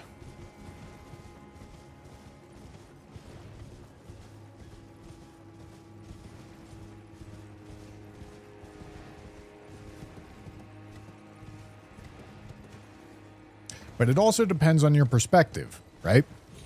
Let me show you why. Like if you're thinking about it from a list of buffs perspective, additive really starts to make a whole lot of sense. You're like, okay, I've got a 10% buff, I've got a 10% buff, I've got a 15% buff. So obviously I'm going to be doing 35% more damage because that's what my list of buffs says. But if you think about it from like a casting them one at a time and testing one at a time type of situation, and you're like, okay, I do 100 damage Let me add this 10% buff. Okay, now I do 110 damage. Okay, so I do 110 damage. Let me add this 10% buff. Okay, I'm doing 121 damage because that's 10% more than 110. You see? 110, your 10% buff adds 11 damage. You do 121. It makes sense, right? So I understand. Like, it's intuitive in different circumstances.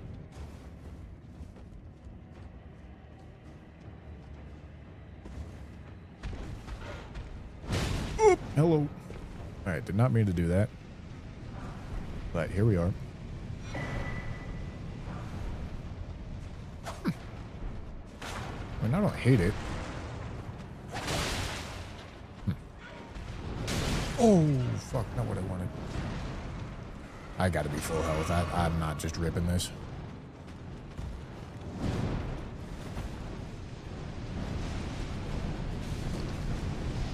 This is gonna suck. Okay, get down, get down, get down. Stop, stop, stop, stop, stop, stop, stop, stop, stop.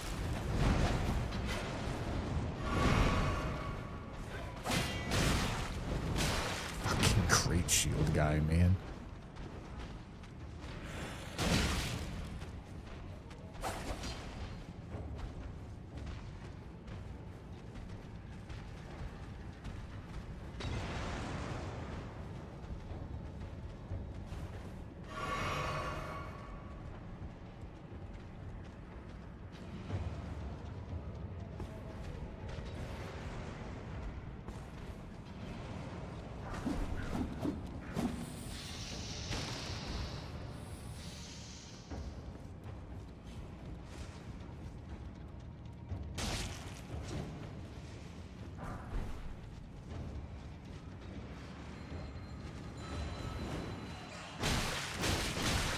Stop it.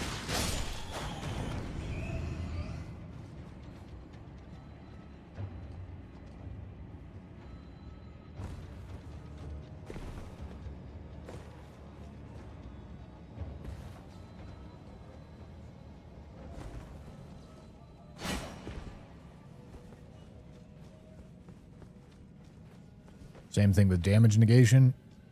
Yes, but it's going to work in the exact...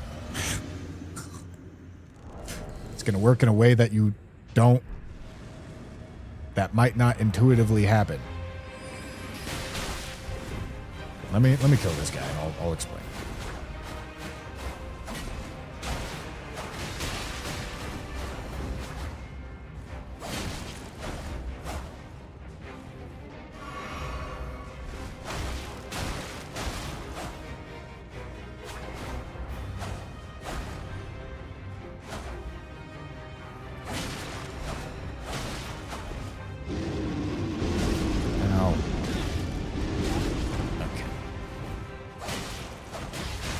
How do I not hit him?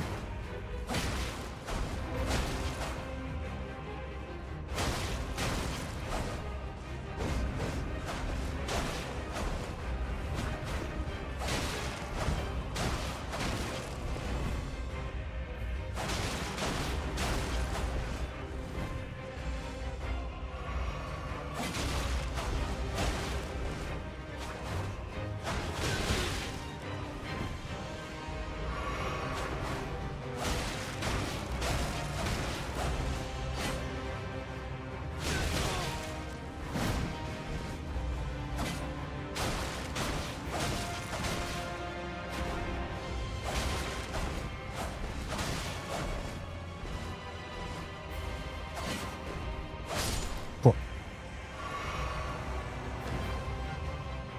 All right. Okay. So here's the simple explanation takeaway. Damage negation works with numbers in between 0 and 1, and damage like increasing. Damage attack buffs work in numbers at 1 and above. What that means is that damage addition will give you higher damage values than or multiplicatively. Hold on. 4 damage buffs, multiplicative will make you do more damage than additive. For damage negation, multiplicative will make you take more damage, or it will make you negate less damage than additive. Okay? That's the takeaway. The reason being is because for like damage buffs, let's say you got 2 10% buffs. The way that you do the math for that is you take your damage and then you multiply by 1.1 because that's 10%. And you multiply again by 1.1 because that's, again, 10%. For damage negation, it doesn't work like that. You deal with numbers in less than 1. So if you have 10% damage negation, that means that you multiply by 0.9 because that's 10% less than 1. 1 would be 100%. Okay? But if you have 10% negation, that means you take 10% less than 100%, right? Which would be 0.9. And so if you have 2 10% damage negation things, you would take the damage you're taking and multiply by 0.9 and multiply by 0.9 again. And what you'll find is that instead of having 20% damage negation, you're going to have like 19% damage negation. My utmost thanks for bring here. Because the second number is going to be only negating 9 damage instead of 10, because you take 100 damage, okay? Let's say you take 100 damage, multiply by 0.9, you take 90 damage, multiply by 0.9, you take 81 damage. You see? Because the second buff doesn't apply to the damage that was already negated by the first buff. You see?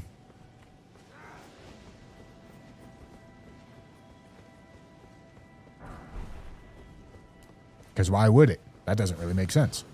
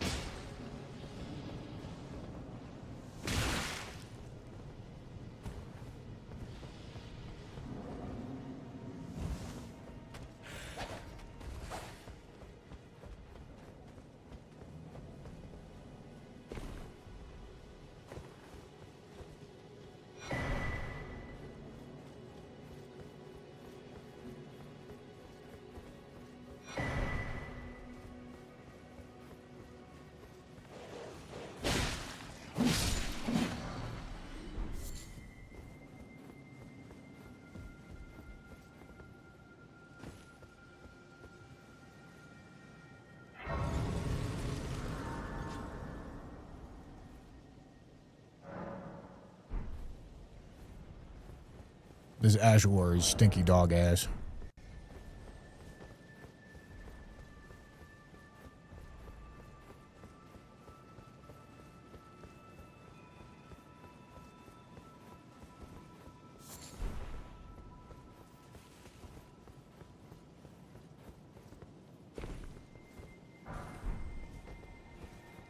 Staffs are left-hand weapons, yeah.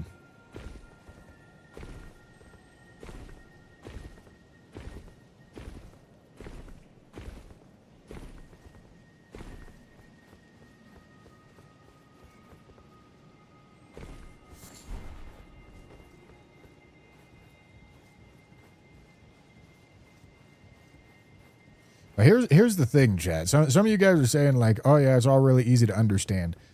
You're probably a math understander. I think a really large portion of the population doesn't like intuitively understand math. And that's all right. Some of us have autism, you know?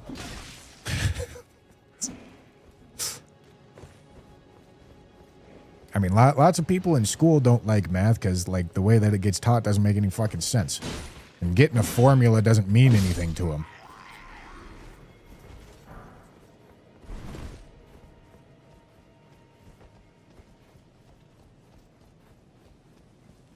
So when I explain it, I try to put it into like words and not formulas. And reasons and not formulas. Reasons and not numbers.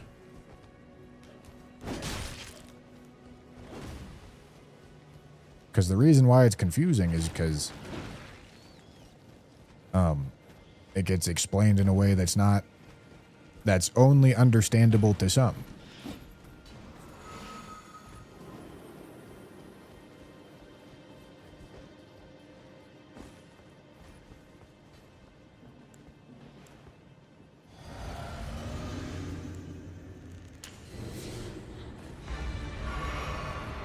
Hello, Mr. Watchdog.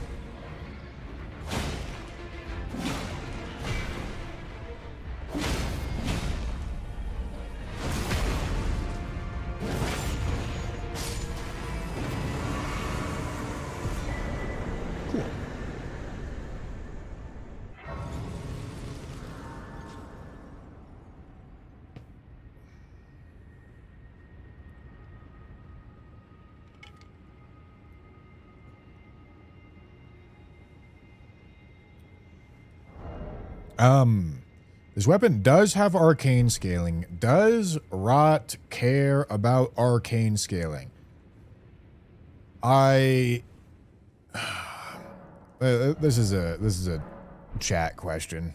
Ask a knower in the chat, because I forget. I don't think it does. Poison and bleed do. I don't think Rot does.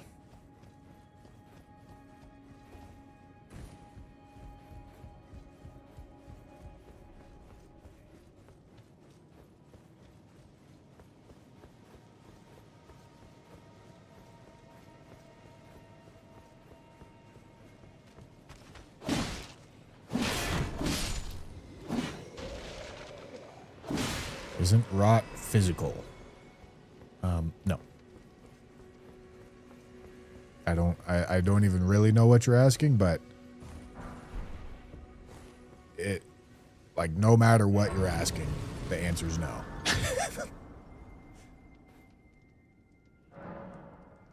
Enjoy working on the spreadsheet, but the shit Claude did pisses me off. I bet.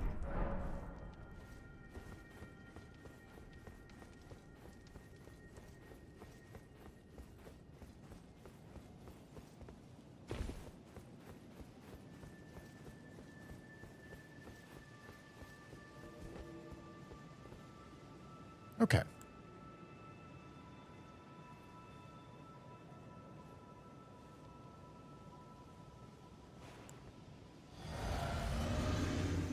Constantly trying to teach math as an overarching concept, but kids usually just want quick tricks and formula to solve shit. I mean, I believe it. Most people in school don't care about what they're learning because it's boring and it's not at all related to what they care about.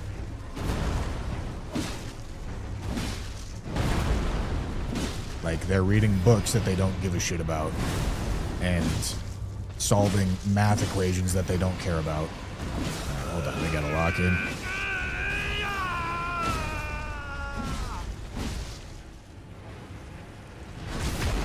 A throne stained by my curse. Such shame I cannot bear. Thy part in this shall not be forgiven.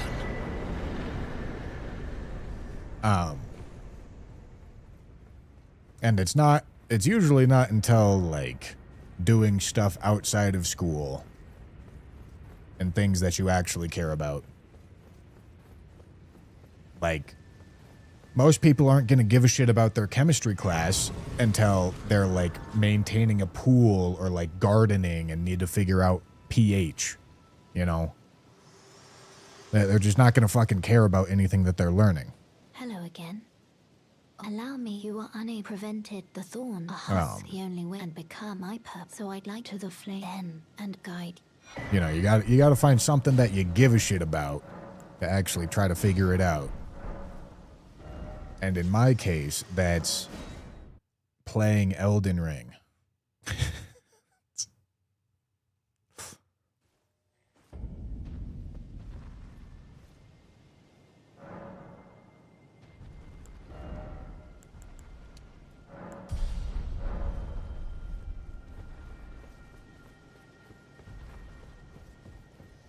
You say that, but I teach grad students and they're equally apathetic towards the material. Oh yeah, that doesn't surprise me. I don't think what I said conflicts with that at all. I don't think grad students, by and large, give a shit about what they're doing and learning in school. Why would you? You're doing it to get a job.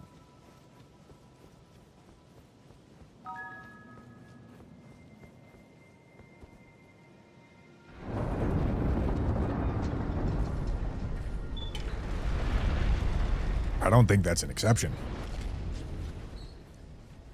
I think, like I said, I think if somebody was doing something they legitimately cared about that wasn't school,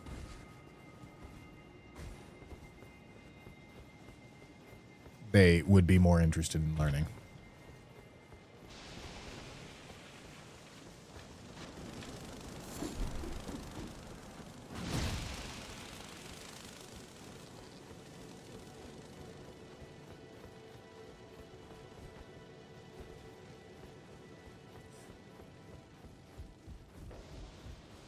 No, I am certainly no longer 21 years old. That is true.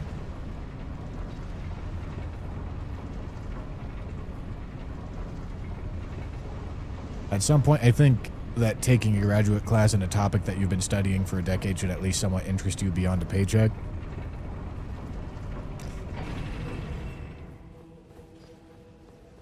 I mean, certainly for some. I wouldn't think for all or even most. If you've been told your whole life, go get... Oh boy, hold on, lock in. If you've been told your whole life, go get a nice... Jesus, holy damage.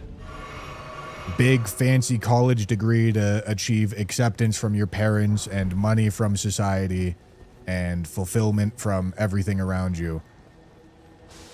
And it's truthfully nothing you ever gave a shit about, but you've been told that this is your path in life.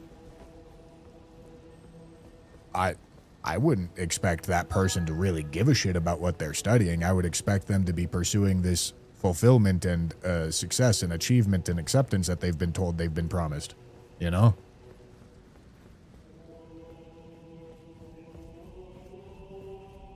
Moose Ammo, thank you for 2 more gifted memberships. And Bruv and stuff, thank you for the super chat. I just hope everyone is having fun. True.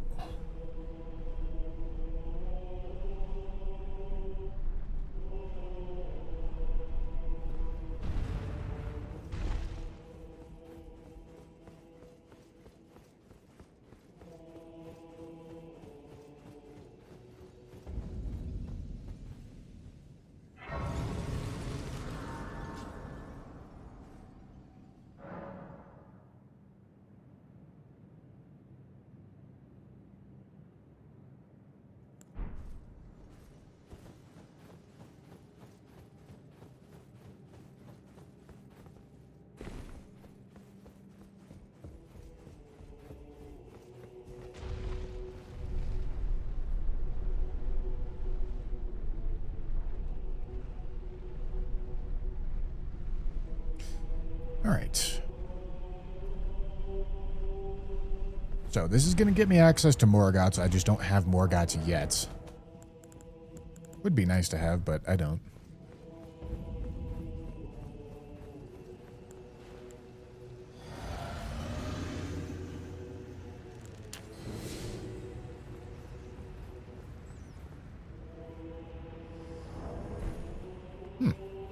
All right. Well, it's time. It's time for the Serpent Hunter upgrade.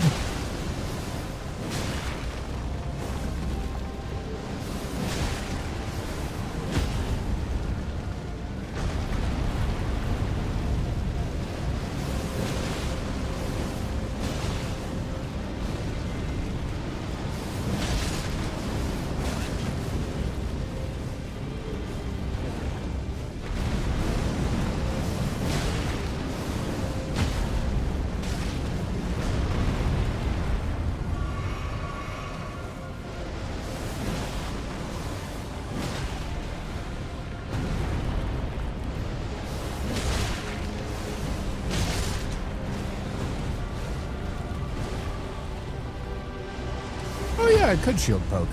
I didn't even think about that. Good point.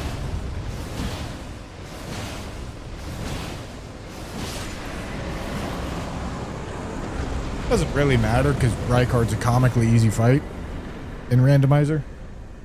But yeah.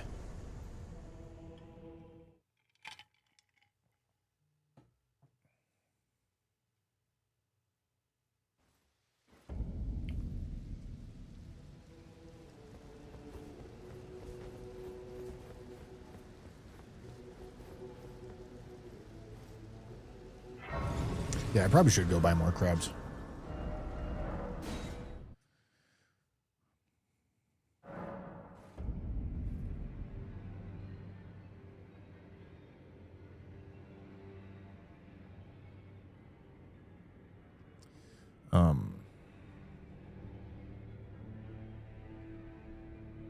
Hold on, let me text the boys.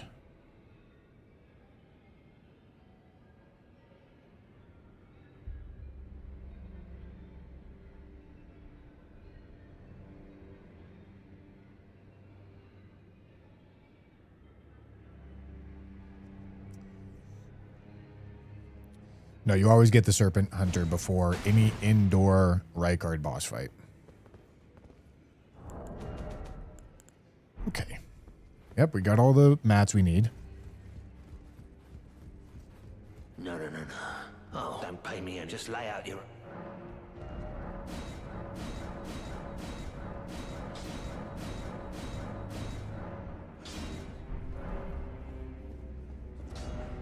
No, I don't have a degree.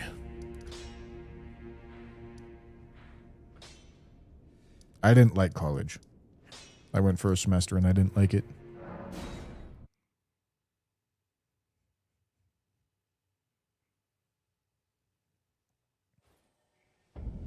I decided to start streaming and playing video games, and I believe I learned a lot more because of it. Because like I said, I was doing something that I cared about and not doing something that I was told would provide me success and that I didn't really care about but just needed to do because I needed to be responsible, you know?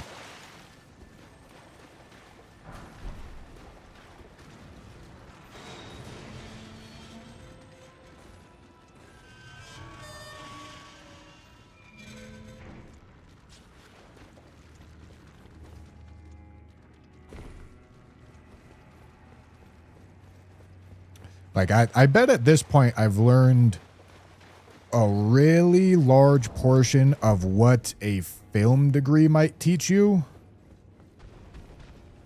I'm sure there's plenty of spots where I'm certainly lacking of what the curriculum would be. Oh boy. Oh boy. Oh, okay. But, yeah, I imagine I've learned a whole bunch of what a film degree would teach you, and I've learned it in a way that's actually going to stick and not in a way that it's a list of fun facts that I memorize for an exam, you know?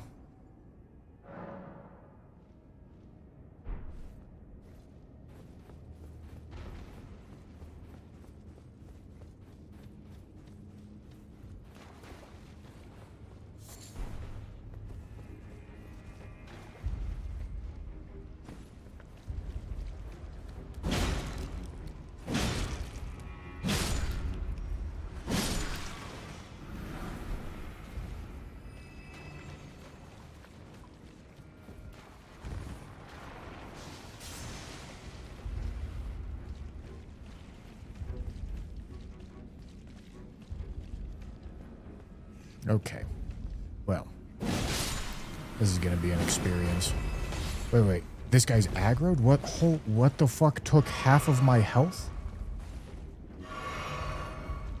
Jesus. Oh my god.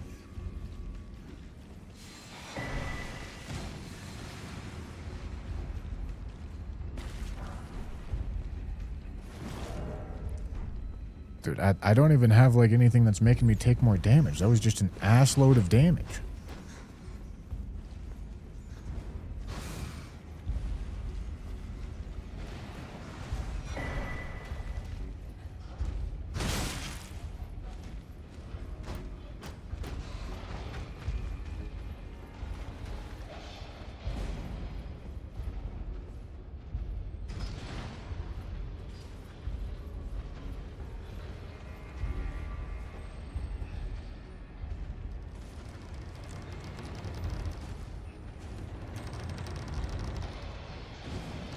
dog's having a rough time.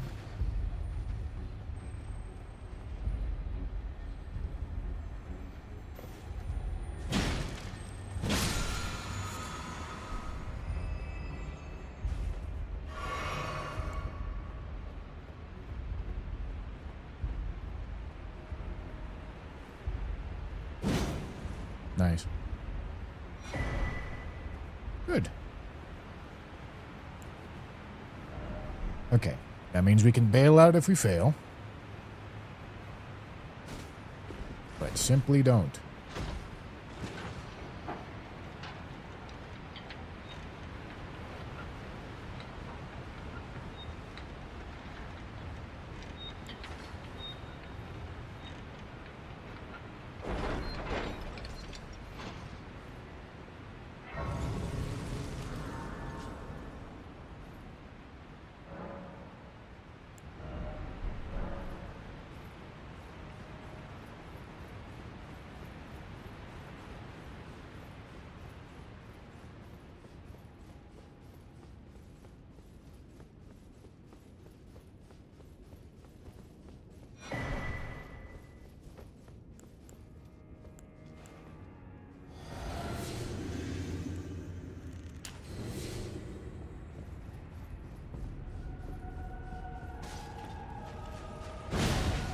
Hello, duelist.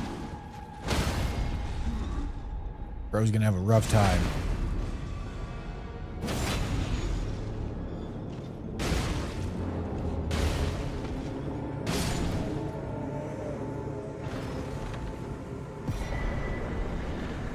Cool.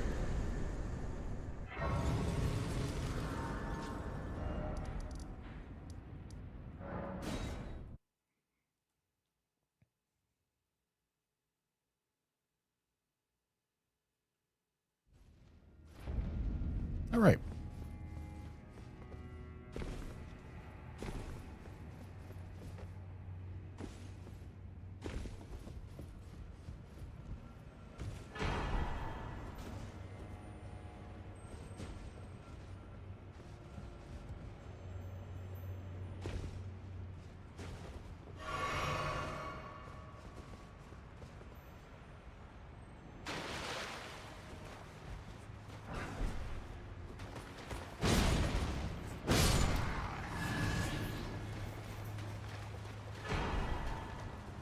Okay.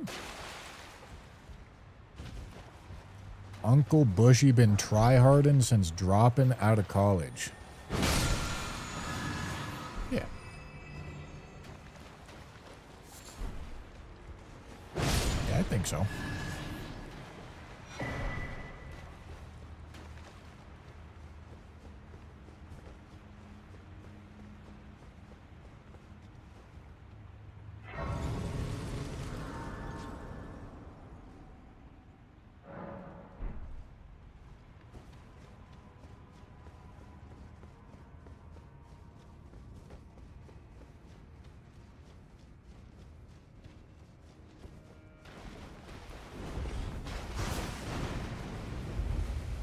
I've just spent most of my time after graduating high school doing things that I care about. So I don't think trying hard at them is a bad thing.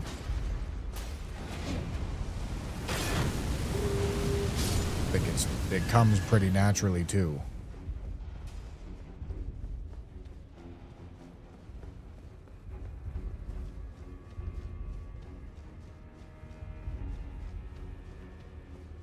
Yeah, Serpent Hunter did get upgraded, but I mean, I guess if I queue into other right guard, it's we can pull it back out, but that's really just not super important. It's not going to be a big difference maker.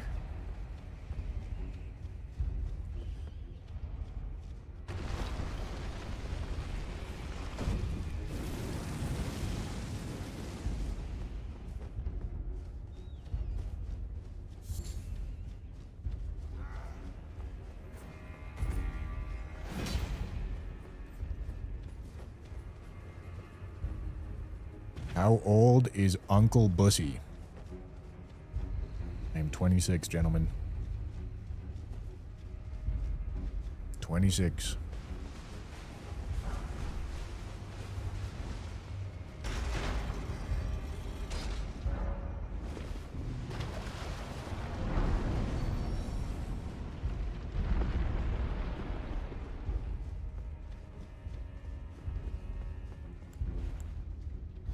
Oh, I need to go by crab.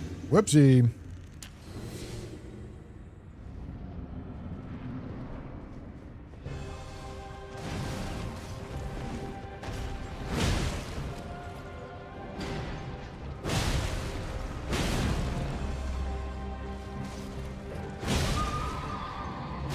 Ow.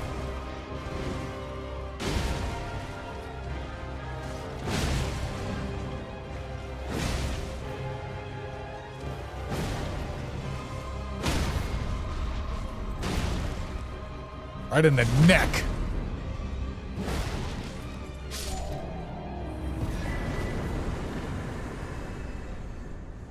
That ain't considered unk yet. No, that's turbo unk.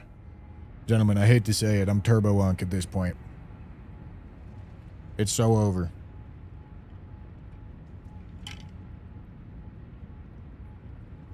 How big of an impact is the armor swap after you pick them up, apart from making you heavy/medium load?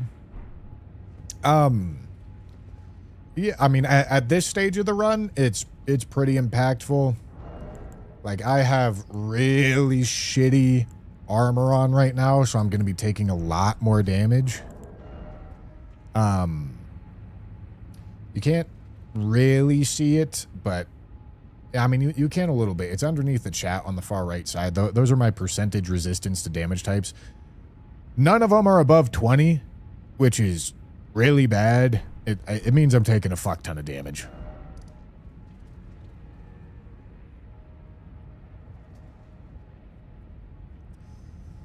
Okay.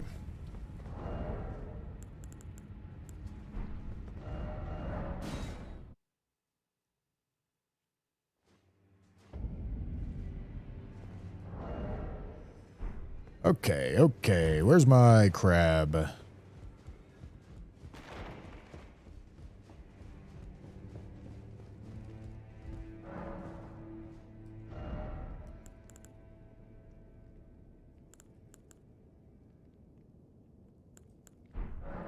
I don't think I'm actually thinking about Stormblade. Stormblade would be a fun idea early game, but at this point I have better options for every circumstance. Flame Skewer could maybe be an option. It's not a huge deal, though. Where the fuck is my crap? Did I pass it? Maybe I didn't put it in here. In terms of leveling, you're almost at the 54 breakpoint, worth going back into endurance. I mean, I don't know. I feel like this endurance level doesn't fuck me over very often.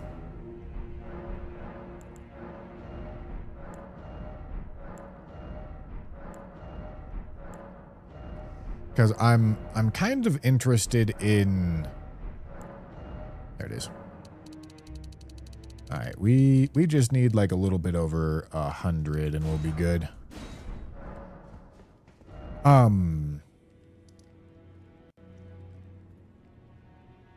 Okay, and then we know that we've got a guaranteed... Yeah, we've got our Sacred Tier, Giants, Mountains, Catacombs. All right, so yeah, that's the direction we want to be heading.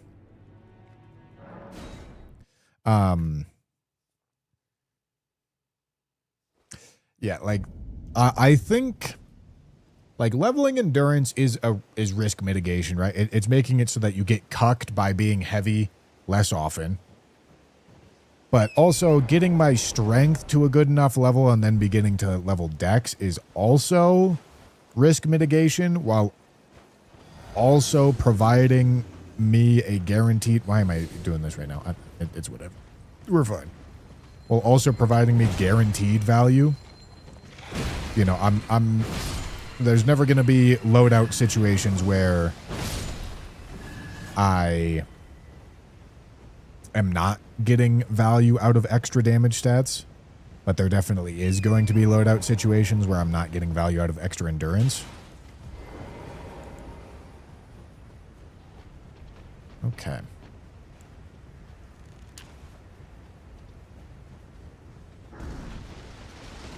Nexus, thank you for the raid. I mean, at a certain point for sure, something to think about, yeah. I just don't think I'm going to do it.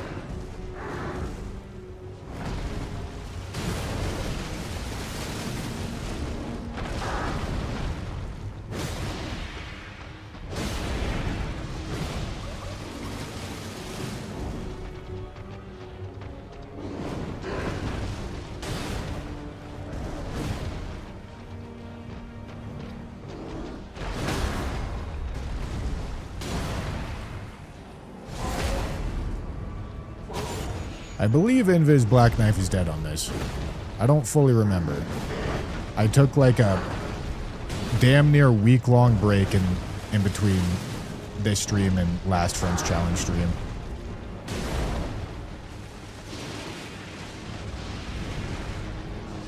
Oh yeah. Should probably do this, huh? Yeah. Yeah, that's good value.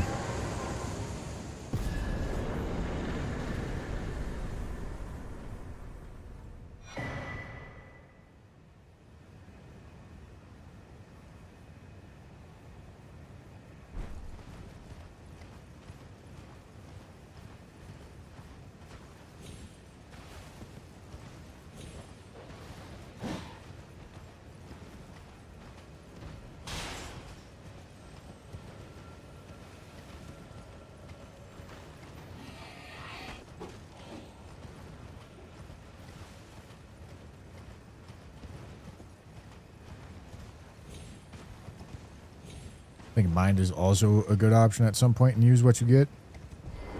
I don't think so.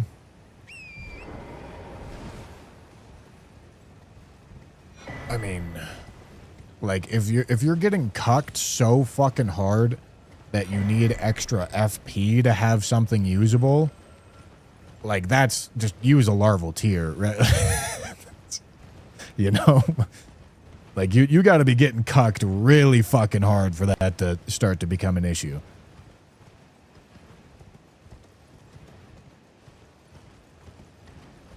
Yeah, thank you, Nexus. Have a good rest of your day, dude.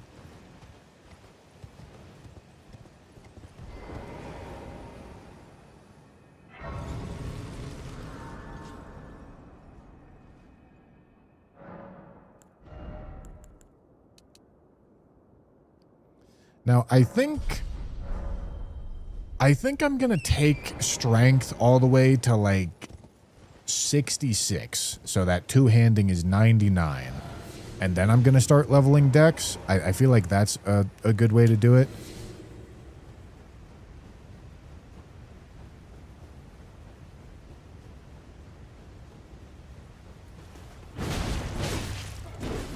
Was that white?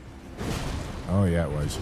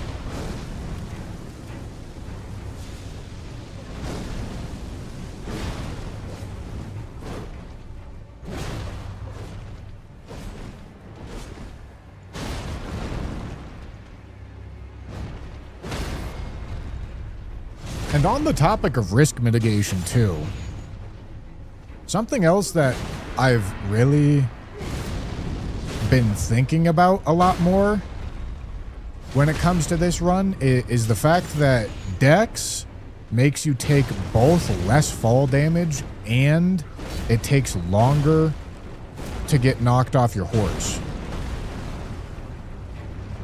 And those are both situations that are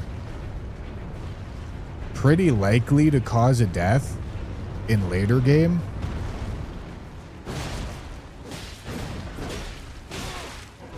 Jesus fucking Christ.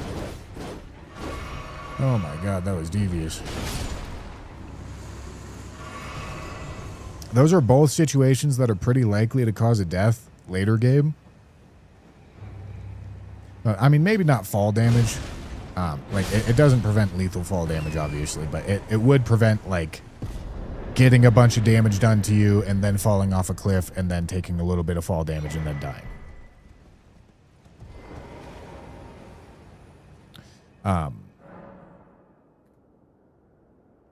That's something that Dex could help with, but more importantly, getting knocked off the horse.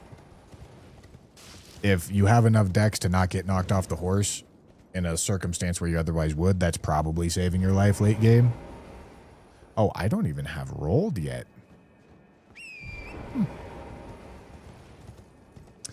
All right. Well, if rolled is in, I guess I should probably purchase its location. If rolled's in Weeping, that's kind of bad. But yeah, like that's also partially why I feel like leveling strength, maybe it should be 54. Maybe it should be fucking 40. And then I start leveling Dex. But I feel like Dex is actually a better risk mitigation stat level than Endurance is. Well, you're back.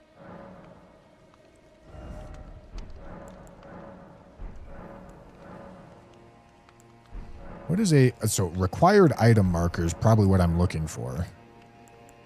But it looks like it's just going to give me something random.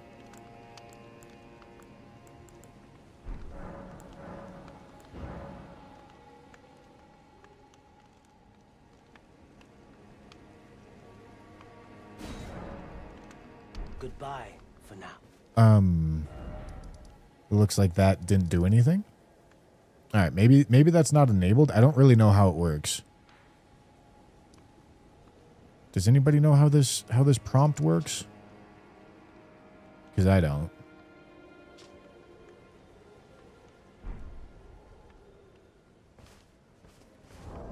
Do I have the Moog medallion? Good question. Where does it show up?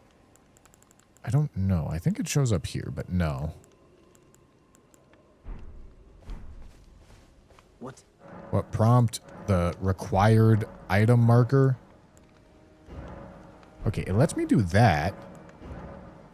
Exact location hints in an area are only available after defeating the area's main boss.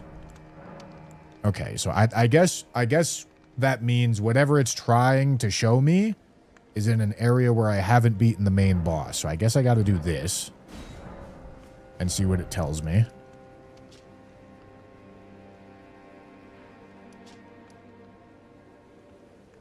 Somewhere in Impaler's Catacombs. Okay, so there is a required item somewhere in Impaler's Catacombs.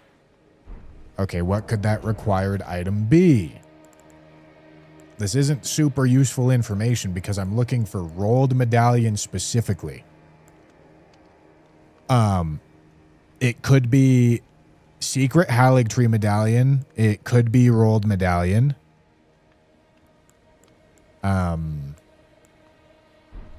The thing is, I really don't want to go weeping because that guarantees that I get another talisman pouch, which I would like to avoid if possible. But also, all right, this puts us in a bit of an awkward spot. My other options are doing the rest of Underground, doing Volcano Manor. I should definitely do Volcano Manor. That's a good call here. But doing the rest of Underground. But here's the thing. If I do Volcano Manor and I do the rest of Underground and then I figure out that I need to go to Weeping to get rolled, then that means that I burn all of my early game areas without getting rid of any bad talismans. Whereas if it's in Weeping and I go Weeping, I at least would save my Underground, you know? But Volcano Manor's a pretty easy choice for right now, I think. Because this is not an early game easy area that I would want to save for bad talismans. I've also got Drawing Room Key. And if this gets us rolled medallion, it gets rid of this entire conundrum.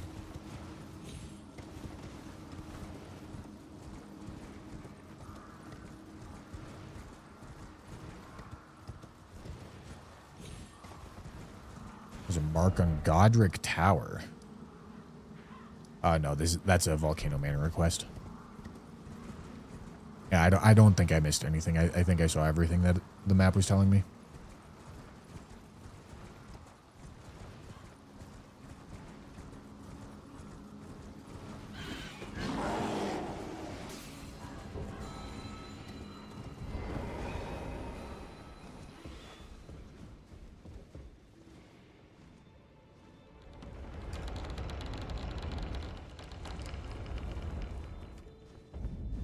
The other option is going to check like every key item check, which I probably should do because the key item check should be able to give us key items like this one, for example.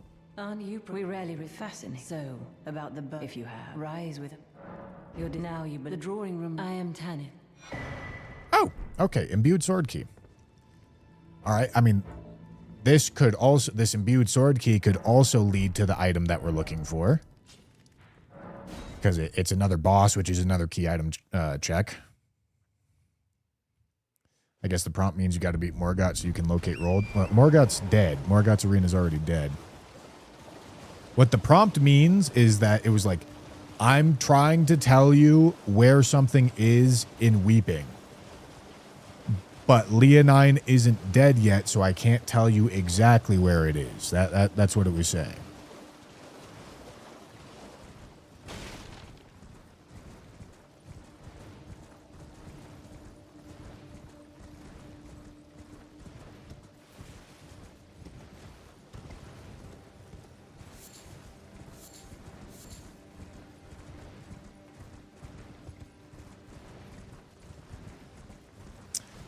But yeah, I think there's reason to do key item checks here.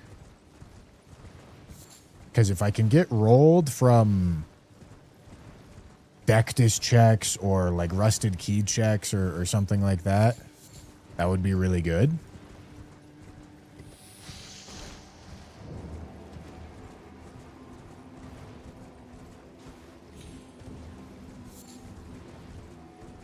It would mean I don't have to sack one of the easy areas for getting key items instead of getting rid of shitty talismans. This is another key item check, by the way. Oh, great. Moog Shackle. Excited to get that.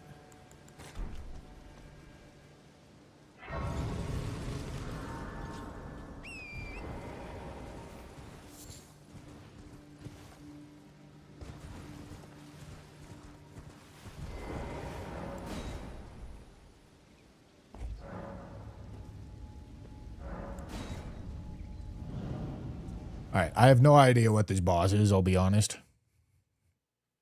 I don't remember.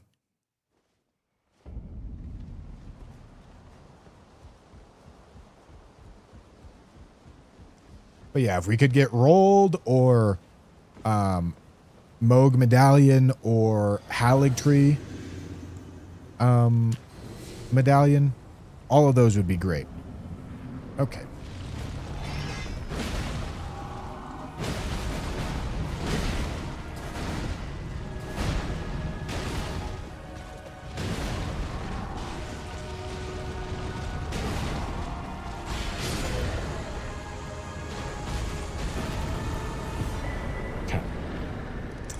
So he's dead. Time to go back to Volcano Manor.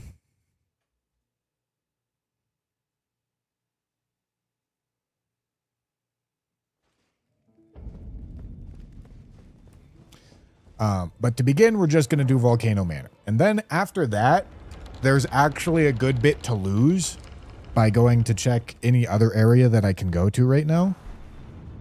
So I think instead I should do any and all key item checks that I have available to me and see if I can get one of the key items that I'm looking for.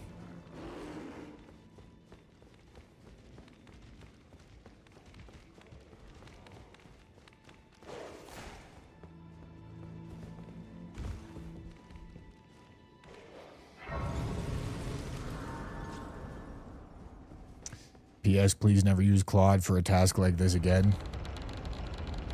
I mean, I couldn't do anything. Like, what do you want me to do? I couldn't do it myself because it would ruin the whole point if I did.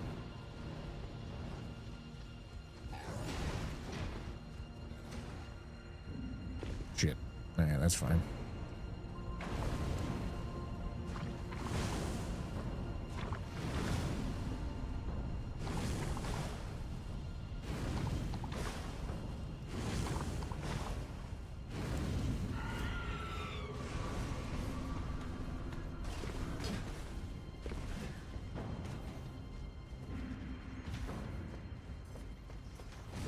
I don't know why I'm going up here, but I did.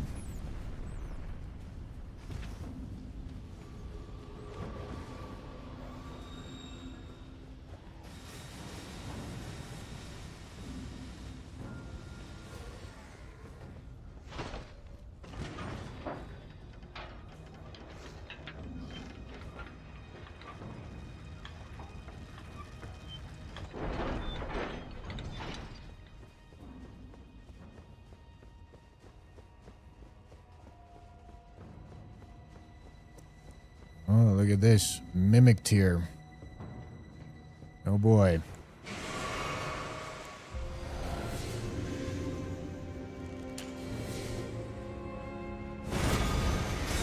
Of course, he uses the fucking...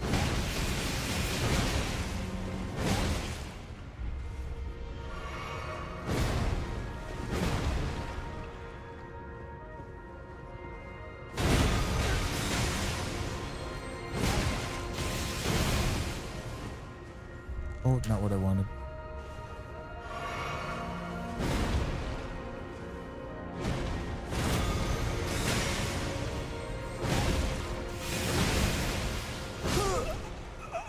Alright, that golden land seems to do some pretty good work on NPCs. Confuses the hell out of them. Makes them not be little bitch asses.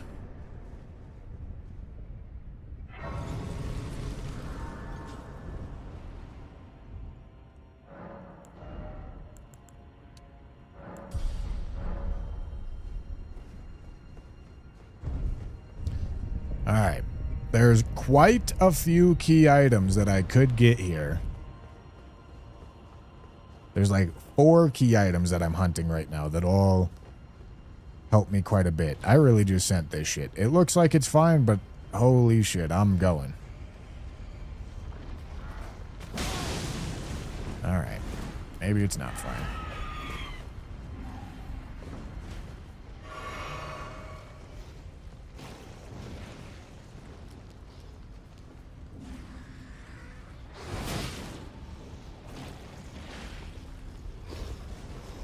Alright, we got the problem things off of the bridge.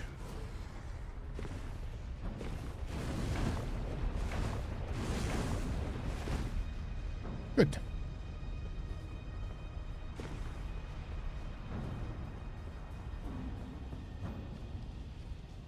Does Golden Land have a follow-up?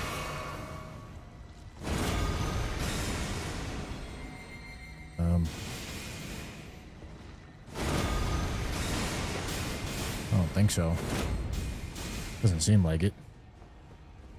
Unless that was the follow-up and I just dinked it. No, I don't think so. Poor guy. Gonna get smited by the greater will itself.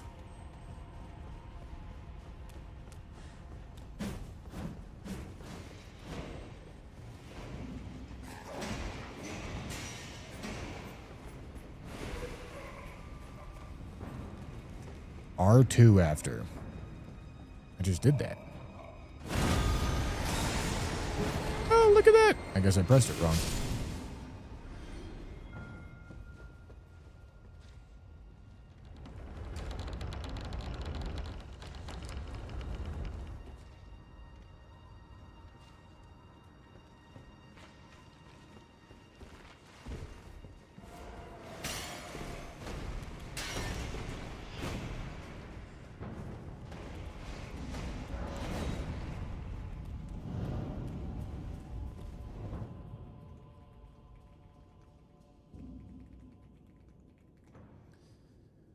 All right.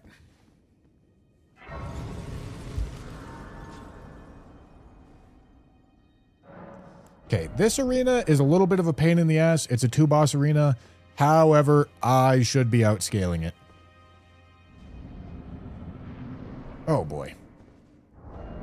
No. Yeah, using a grease is not the worst thing I've heard of all day. This is just about the only time that I'm really going to have an excuse to do it.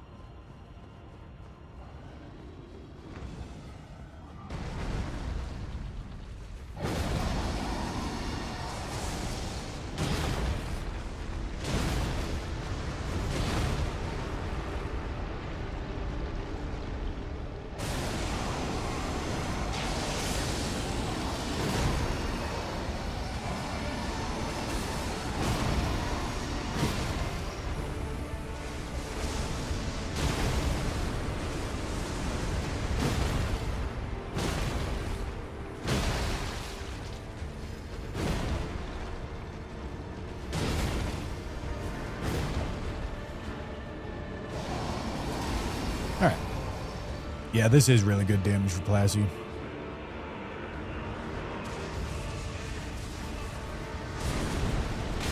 Oh.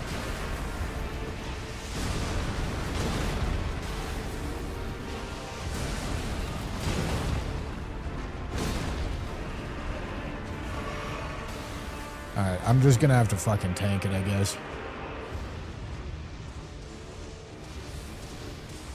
Dan Clancy senses there are 20-year-old women. That diabolical chat message out of Mega there. Oh my goodness.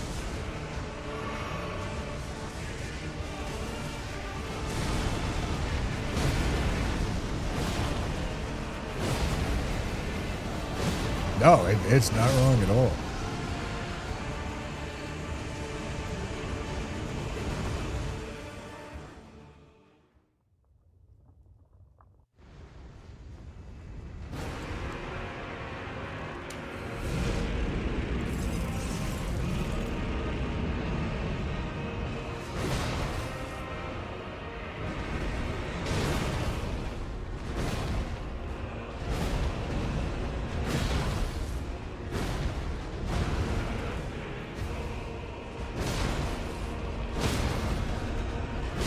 Sick.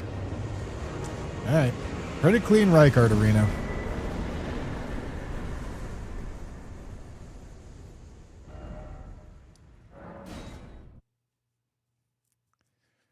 Thoughts on Jinxie's playthrough?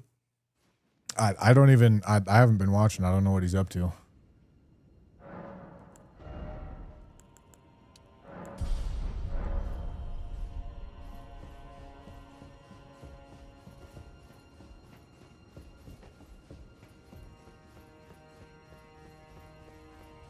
Oh yeah, that is the tier that makes me take extra damage, isn't it? Nope. No, it's not. This is the less equip load tier. He's on Melania getting farmed by waterfowl. That is the experience.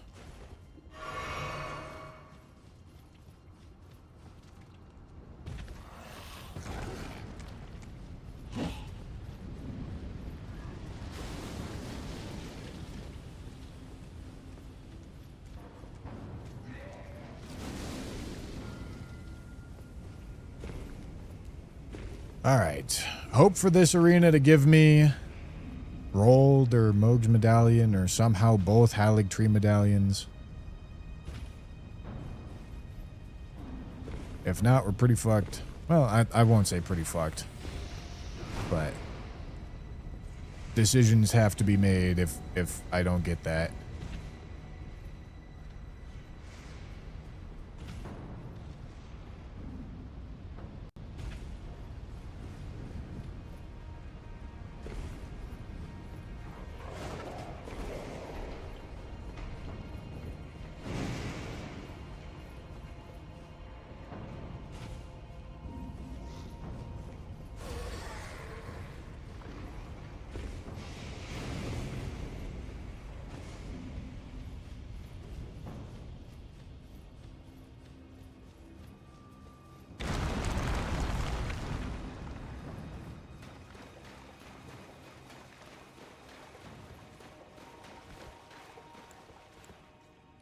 Does the rando mod stop the soft lock of key items being in unreachable areas? If that happens, it's a bug with the randomizer.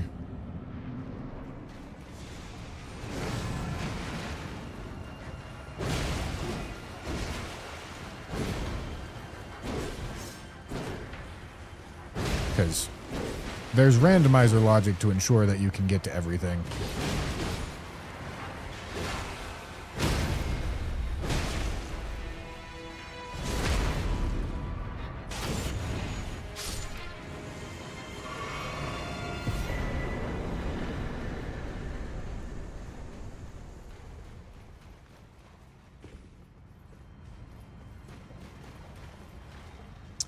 Okay, I did not get what I was looking for. So choices now must be made, gentlemen.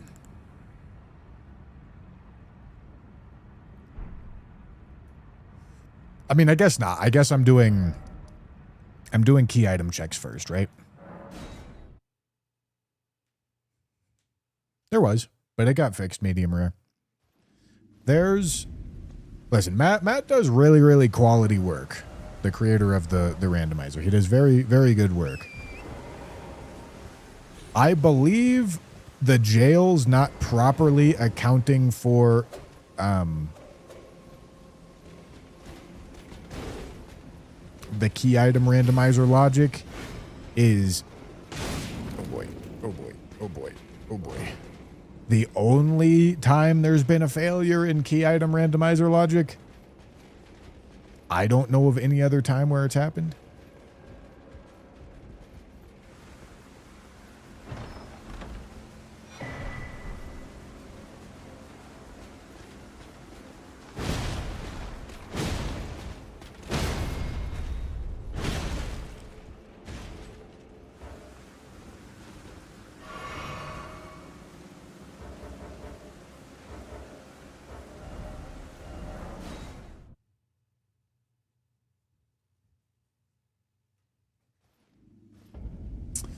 No, we haven't gotten really bad talismans so far. We've only got quite a few mildly bad talismans.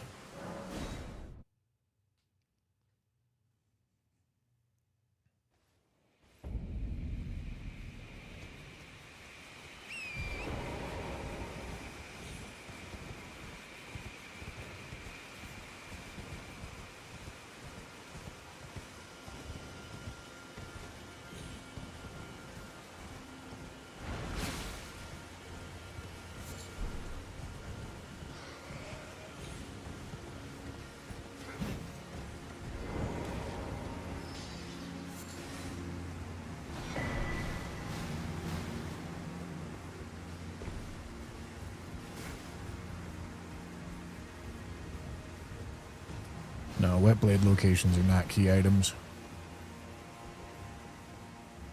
I'm not going to have a ton of key item checks. I've got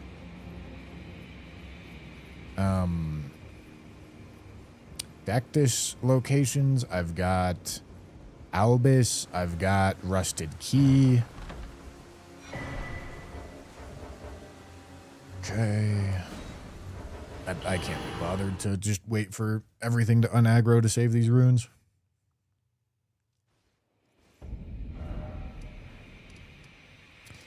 I gotta go kill El Bussy. Yep, I got Curse Mark. I can go do Curse Mark.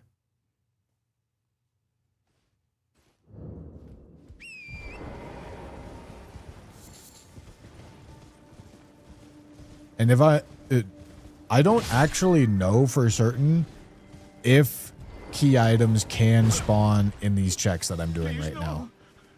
I know talismans can. Which also only sort to key item locations, but I don't know if the stuff that I'm looking for right now is actually findable in these spots. We've got imbued sword keys that we can go check. Imbued sword key locations.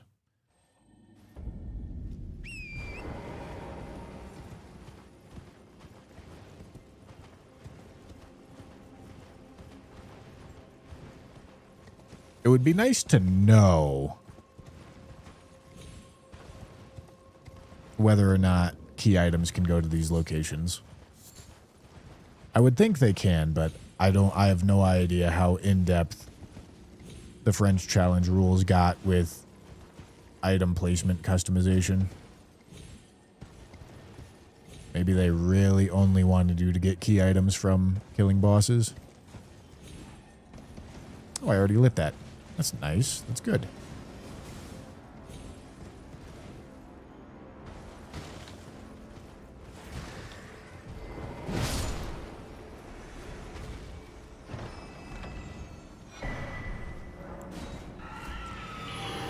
Okay.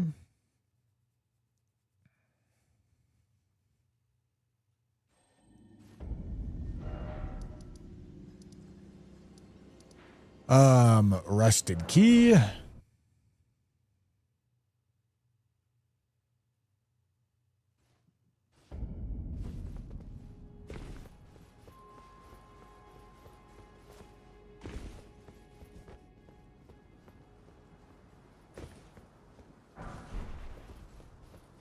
Let's think. What else can I check?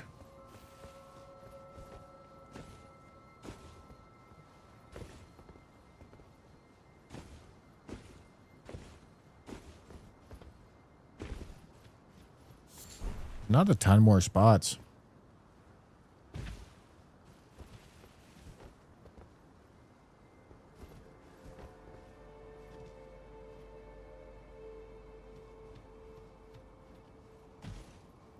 Runners farm these locations solely to get rid of a bad talisman.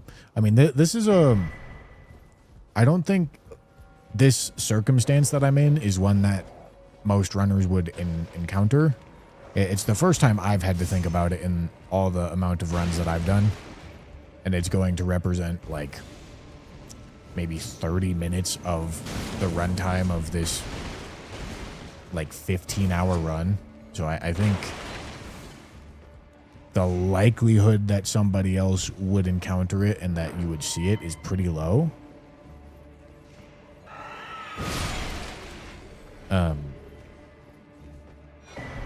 Okay. They do show up here.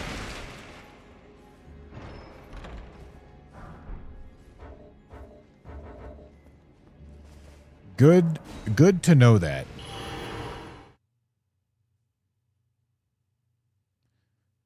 Do Shibiri grapes count as key item checks? No. I'm trying to remember all of them because I can't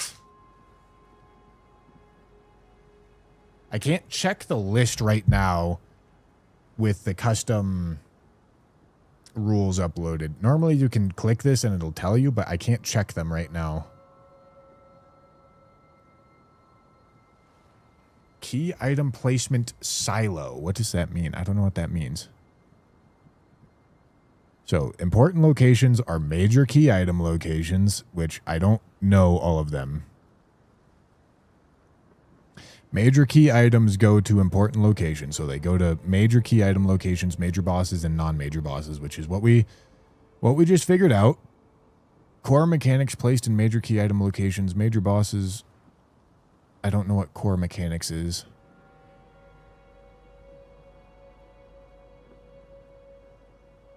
Okay, these are the items that are considered key items, I believe, which says Talisman, Pouch, Memory Stone, Wet Blades, Physic Tears, Shackles, Talismans. That's what this says.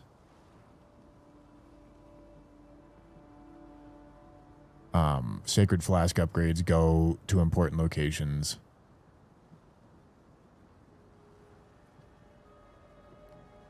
Okay. Base game only items. Oh, interesting. Wet Blades. All right, I didn't actually know about Wet Blades. But apparently Wet Blades, Flask upgrades, and Shackles only go base game. Core mechanics are Pouch, for example. I see. Okay, well, either way, I need to know what all the vanilla locations of major key items. Anybody that happens to have randomizer, Elden Ring randomizer on their PC right now, can you guys look Can you click this and check what all the locations of these are, and then list them out to me to make sure that I have checked all the ones that I have access to? Because I think I have. Both deathless medallions, both imbued sword keys that I have access to. I don't have access to Rhea yet. Yeah, I don't have access to Rhea. Rusted key, Academy glintstone key, the Tanith check. Patrick Wood, thank you for the tier 1 for 46 months, my boy. I appreciate it. Oh, I haven't done this yet. All right, let's go do that. Haven't done the curse mark of death check yet. NPC boss and okay. I gentlemen, I'm not asking you to vibe check it. I'm asking somebody who has randomizer installed to check the list and recite it out to me. I'm not asking you to take your best guess. I have randomizer open. What do you need? Can you click the blue text right under major key item locations that says 19 checks and see what those are?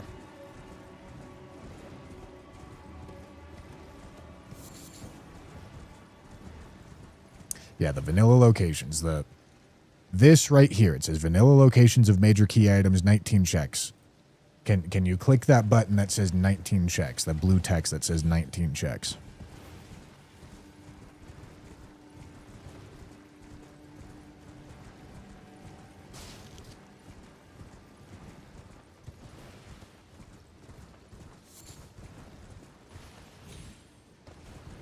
Okay, so Deathless medallion left. I checked it.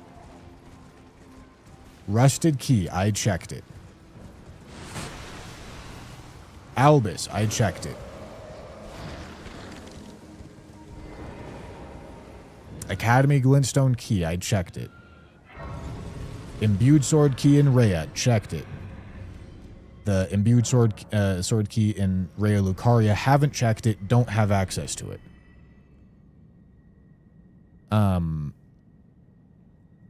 In Renala's boss room, haven't checked it, and I can't check it. The Kaled imbued sword key, I checked it. Okay, hold on. The Fort Feroth medallion, I checked it. Beating Morgot, I've checked it. And then we're going to do Curse Mark of Death right now, so checking that. Tanith, I checked it. Mountaintop of the Giants, don't have access. Ballarat, don't have access. Okay, so this is the final key item check that I have access to that I haven't checked.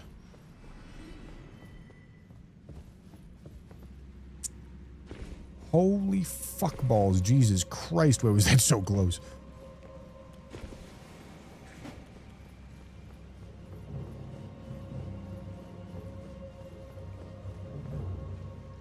This is a sketchy situation. Alright, just in case some random fucking thing decides to throw a fire pot at me, I'm healing in between every fall here.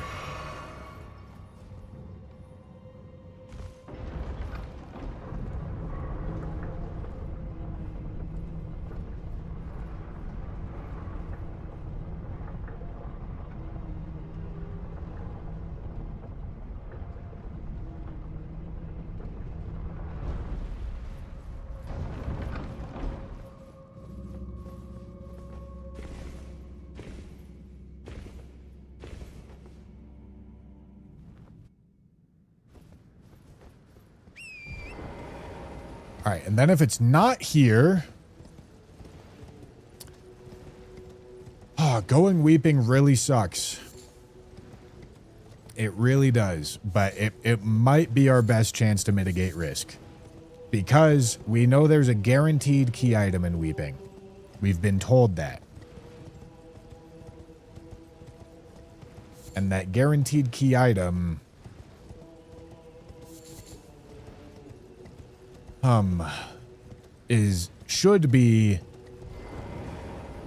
should either complete Halig Tree Medallion, give me Rolled, or give me Moog Medallion. Although that's not even going to be considered a required item, I don't think.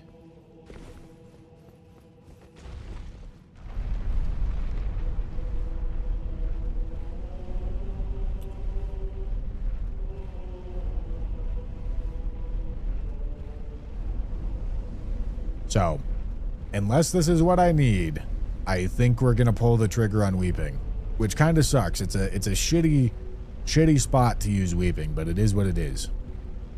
Or Academy Key, yeah. Yeah, any key item does something for me. The ones that we actually care about let me get into Mountaintops or the DLC.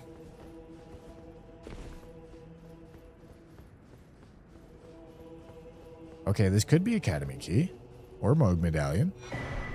It's rolled. Let's fucking go. Huge, man. Couldn't have asked for better.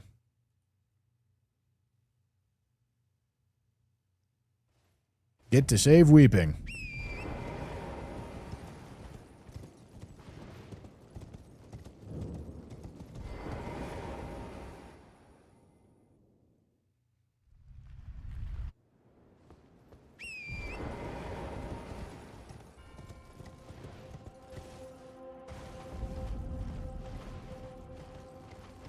All right. And then we get our sacred tier here in Mountaintops, which is great. I would really like to find more gots, but you know, that's going to come when it comes. Radon's is all right, just not perfect. Gelmir and Volcano Manor are done. I went digging in every available location that wouldn't really fuck me over to get here.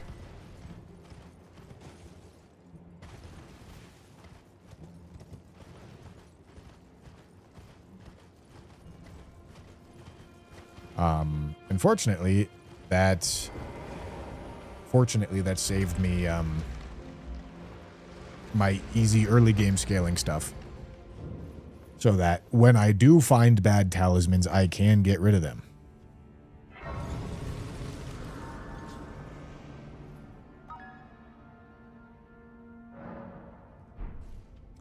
Red Queen Chloe, thank you for the prime.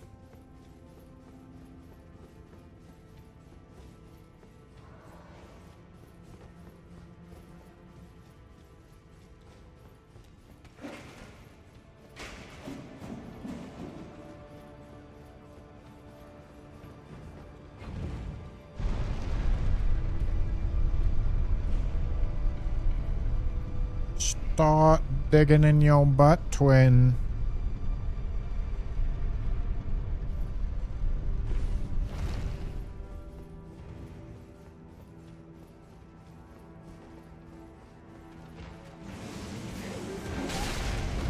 Oh boy. Oh boy. All right, I think we're good.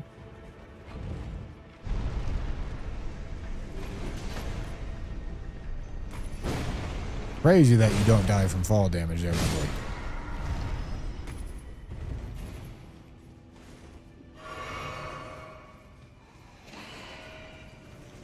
Only easier areas left are Weeping and Raya. No.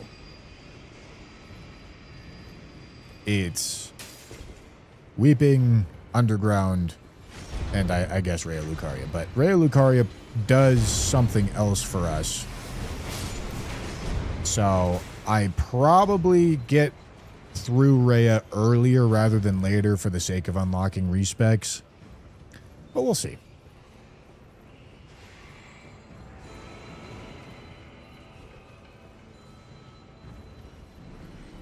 Maybe I get to double dip.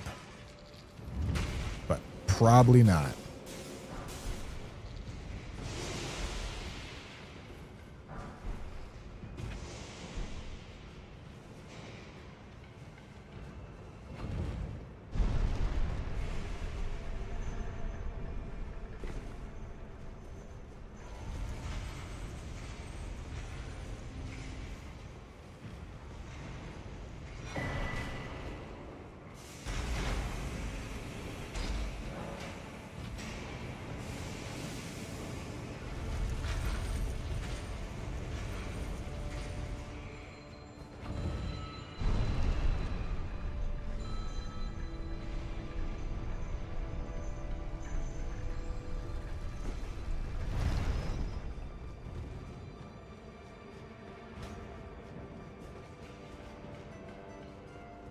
Who do I consider the hardest boss to fight? NPCs in general are very not controllable.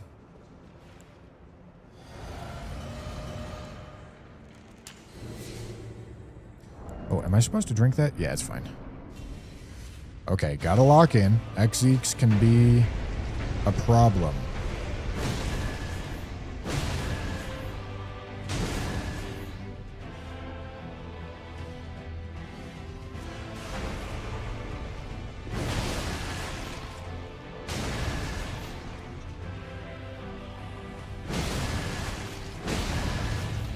Excellent. Perfect amount of stamina.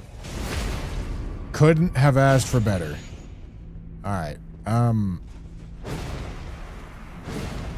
This really sucks.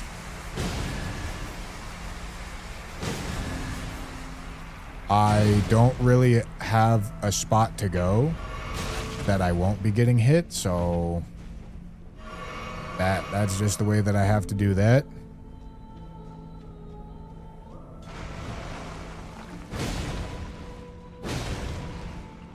Alright, we're good. Next talisman. And final sacred tier.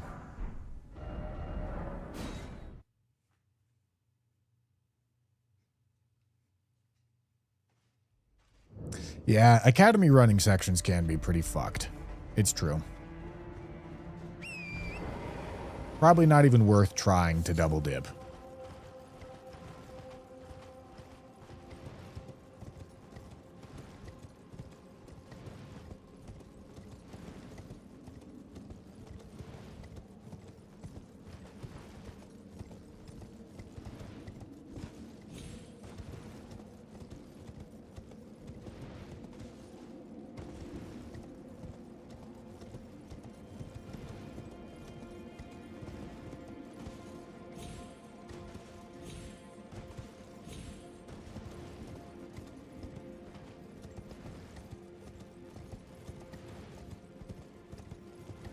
Is this the run with the slow Limgrave? I think so. I believe this run is the run that took me fucking forever to get through Limgrave.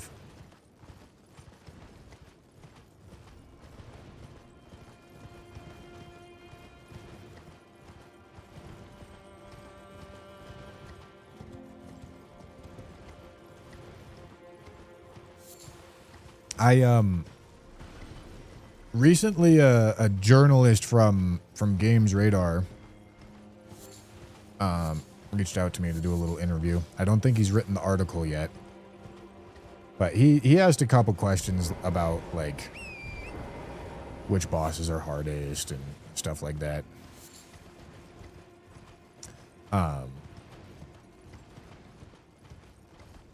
And I answered a lot of those very commonly asked questions that I don't normally answer on stream.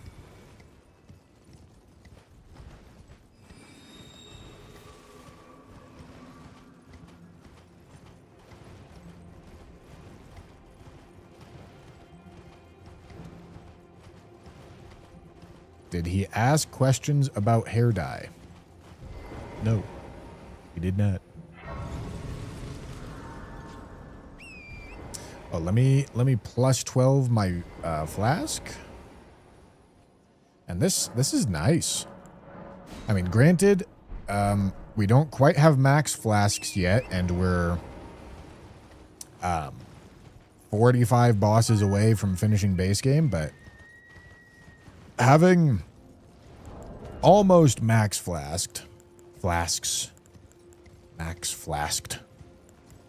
Yeah, we need two more golden seeds, and then we have max flask is great. Like, especially if I can have max before going into DLC, that's really good.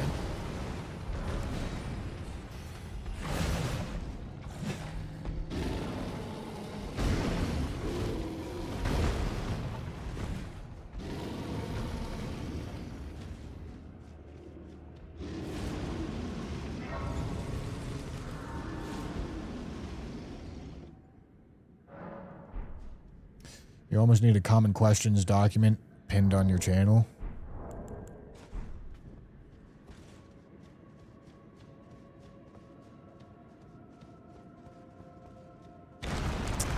maybe. It's just part of it is a lot of the most commonly asked questions are not questions that like I feel like I have a very good answer to.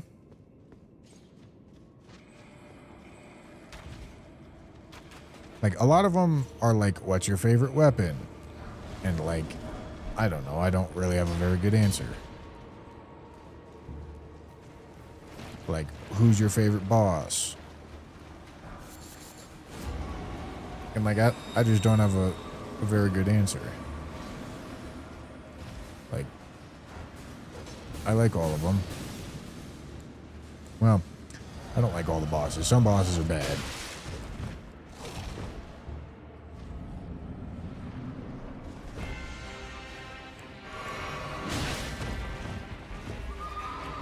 But yeah, I just don't feel like I have great answers for those questions. Oh, whoopsie. I think that's good. I think I didn't activate it the first time. Okay, dude.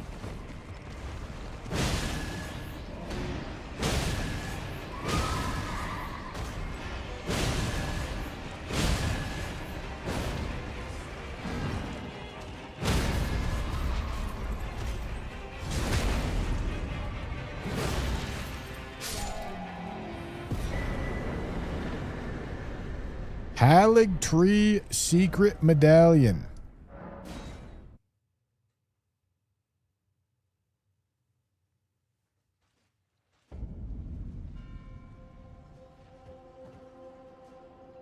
Great. And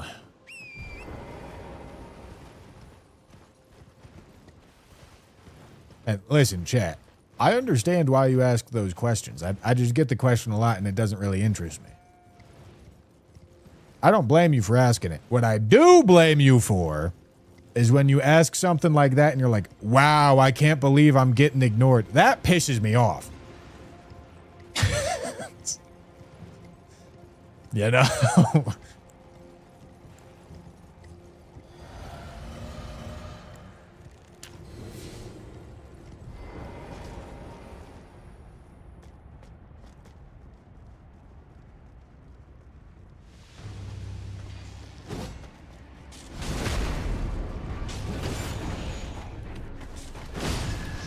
Sick.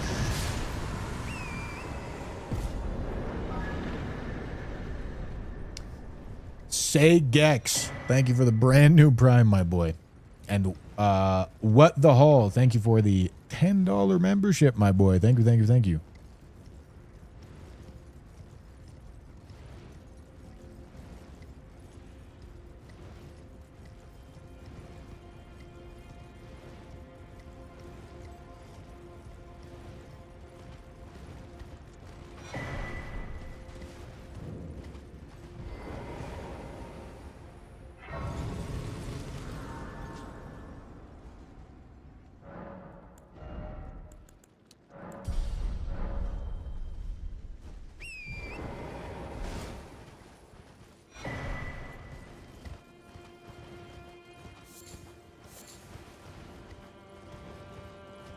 I did see the Duskbloods trailer. It looked cool. I mean, very little information. But more of a timeline.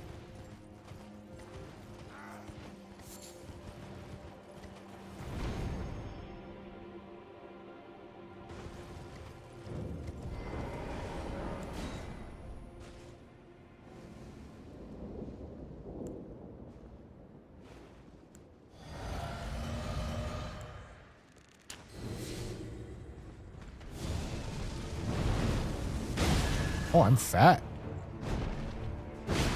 Huh.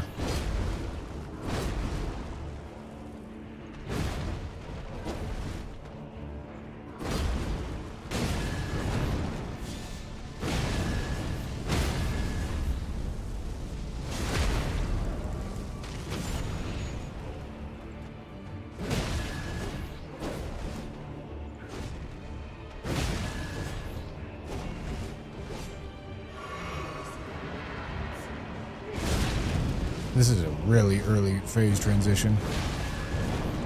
I'm just going to do my best to keep the poise active. I don't know if I actually kept it active there, but I will try.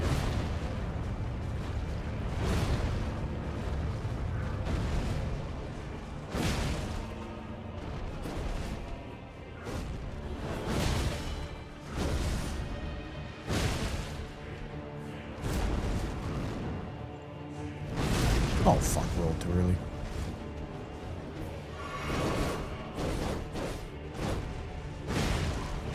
Hello.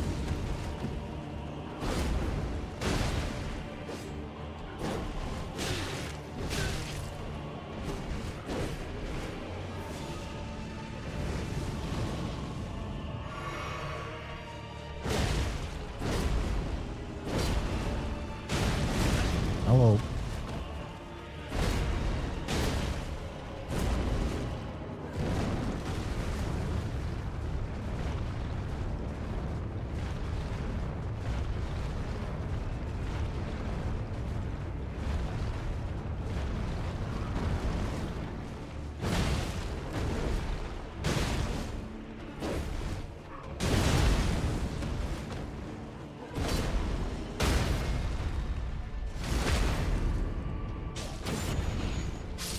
Okay.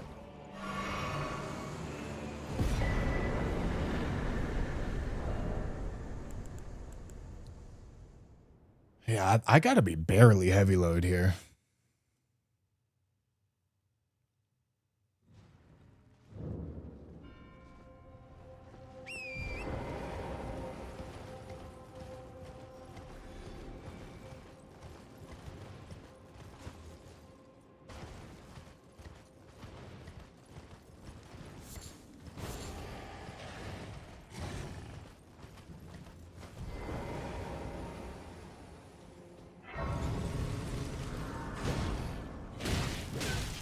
Wow.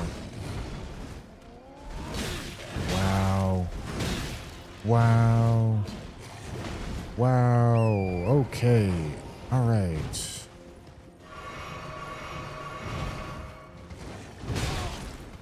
Most fucking reasonable 2 open world enemies. Jesus Christ.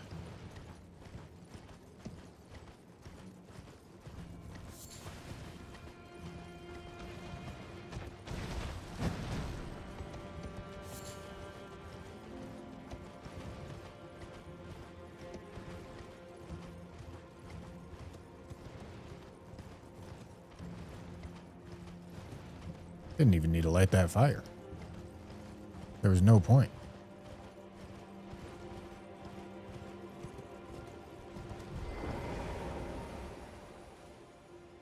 I'd have died here without that heavy armor. Well, if I was mid-roll, I would not be getting hit that much.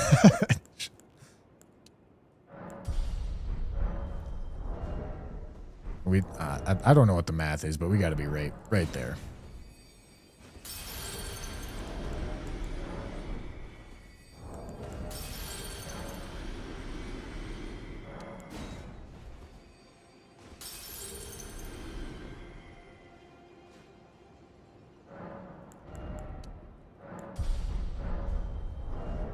God fucking damn it, dude. Please.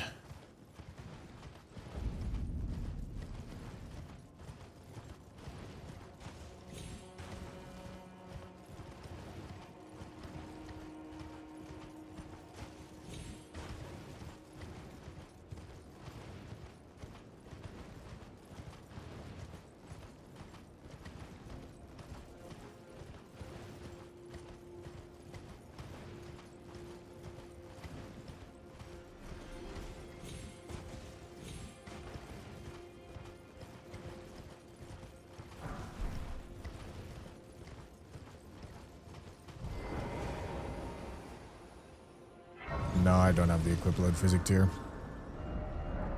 Let me go sell a bunch of stuff and see if I can get mid load.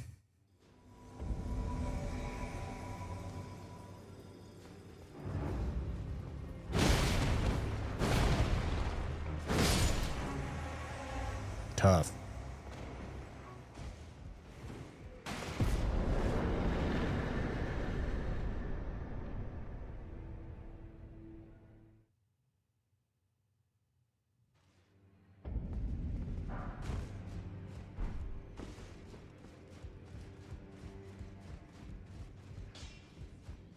took you no matter. Lay out your arm.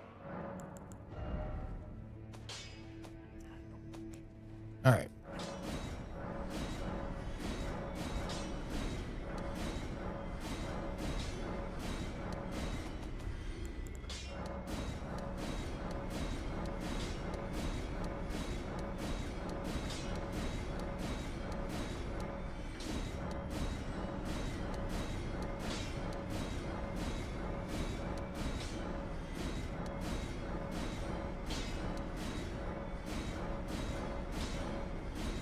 Okay.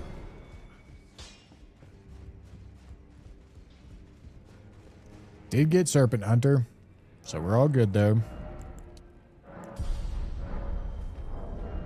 Dude, it's got to be one more. Okay, maybe selling old tallies can get me there.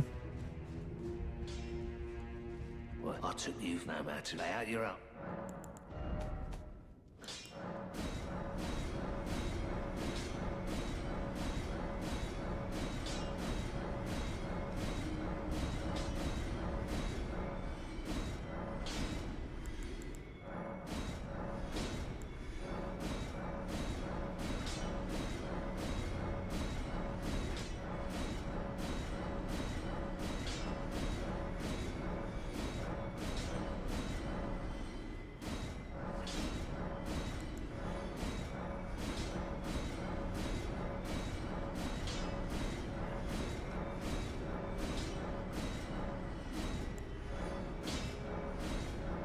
Staying locked in so I don't accidentally sell a talisman I don't want to sell.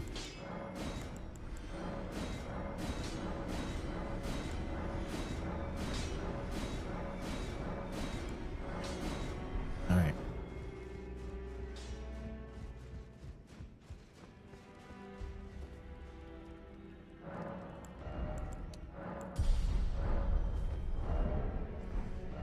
Merry Christmas.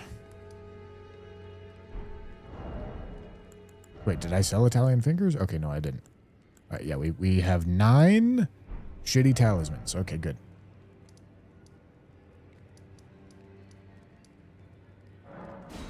Okay, I mean, this is a pretty juicy build. Probably one of the better ones. I think this is probably a good opportunity to go for Fire Giant.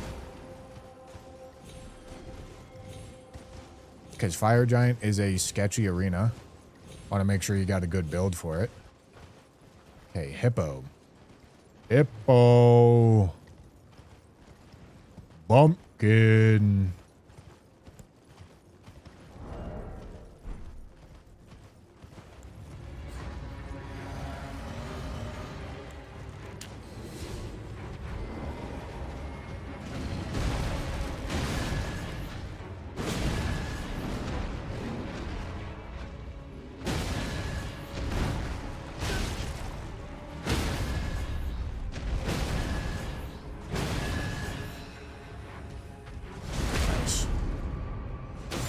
Pumpkin.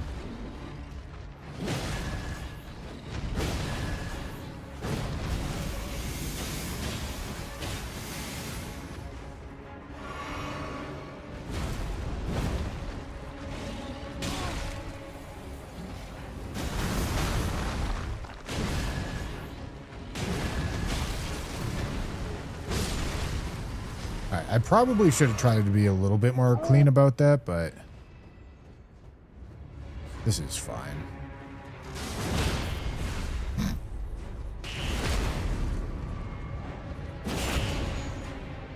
But yeah, this could have been a problem boss, and I could have regretted spending flasks on phase 1 that I didn't need to spend. Cool.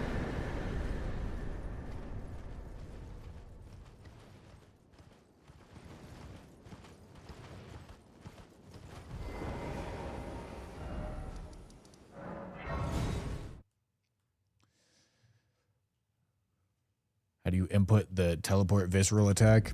Well, it's not an input. It just has to do with where your body is. Different bosses have different acceptable hitboxes and angles. the Hippo has pretty fucking ridiculous acceptable angles and distances. So you can get some really fucking nasty teleports on him.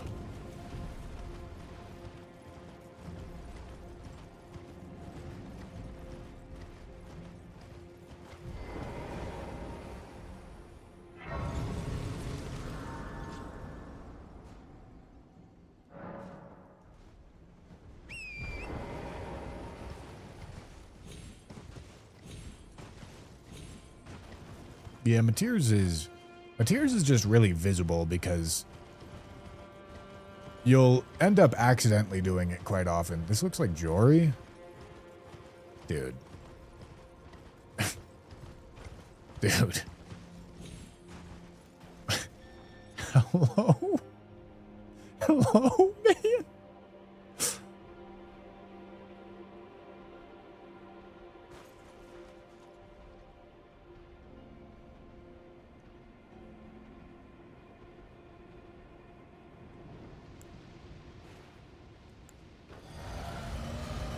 No, fucking most reasonable Jory fight, dude. Like, what the fuck?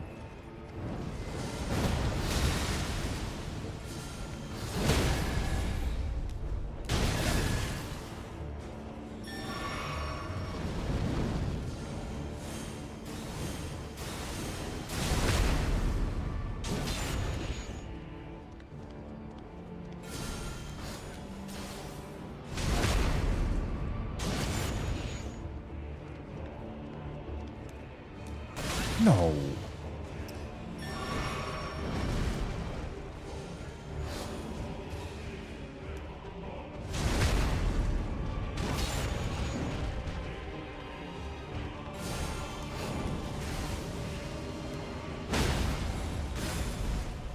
Tragic. Okay. Not the phase transition. Yet. And we actually have it empty. I just need to hold him.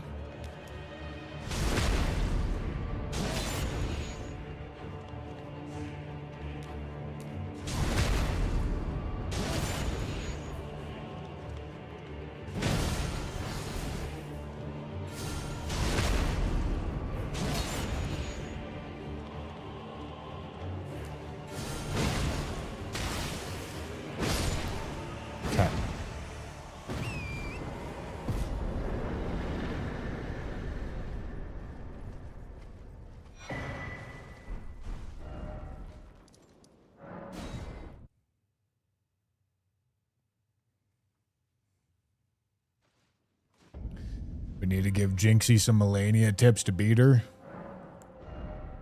Hey, if he wants to call on me, I'll help him out.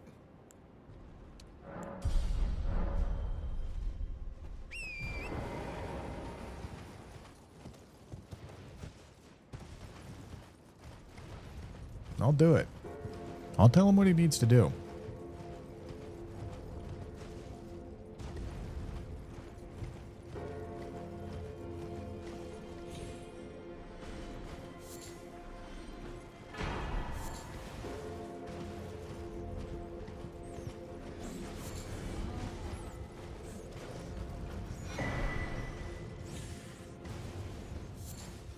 Alright. No way that puts me heavy load. Dude. Crazy. I mean, honestly, for a Mimic tier, actually not that bad.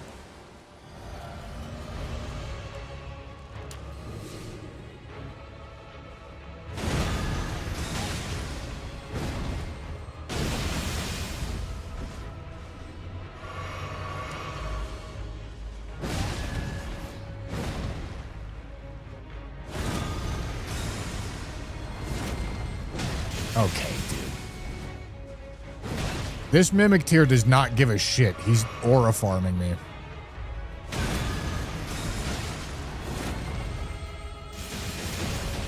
Holy input buffer.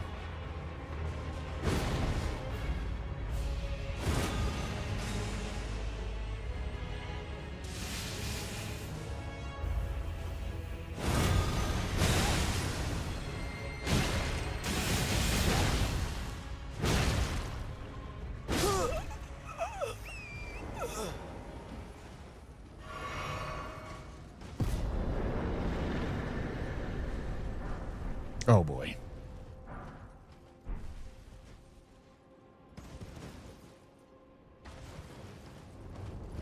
All right.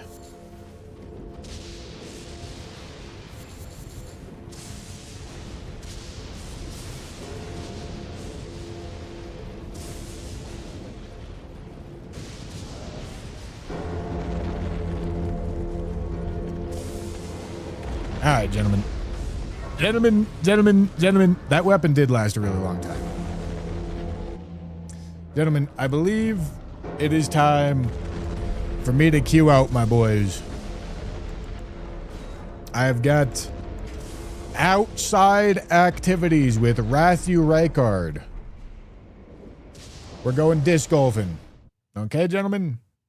But we made good progress. We made really good progress. We're in a good spot. Oh my goodness. Holy shit. Thanks for watching. Hope you guys enjoyed. I will see you tomorrow where we're going to be continuing this run. All right? All right. Thanks for watching. Bye, bye, bye.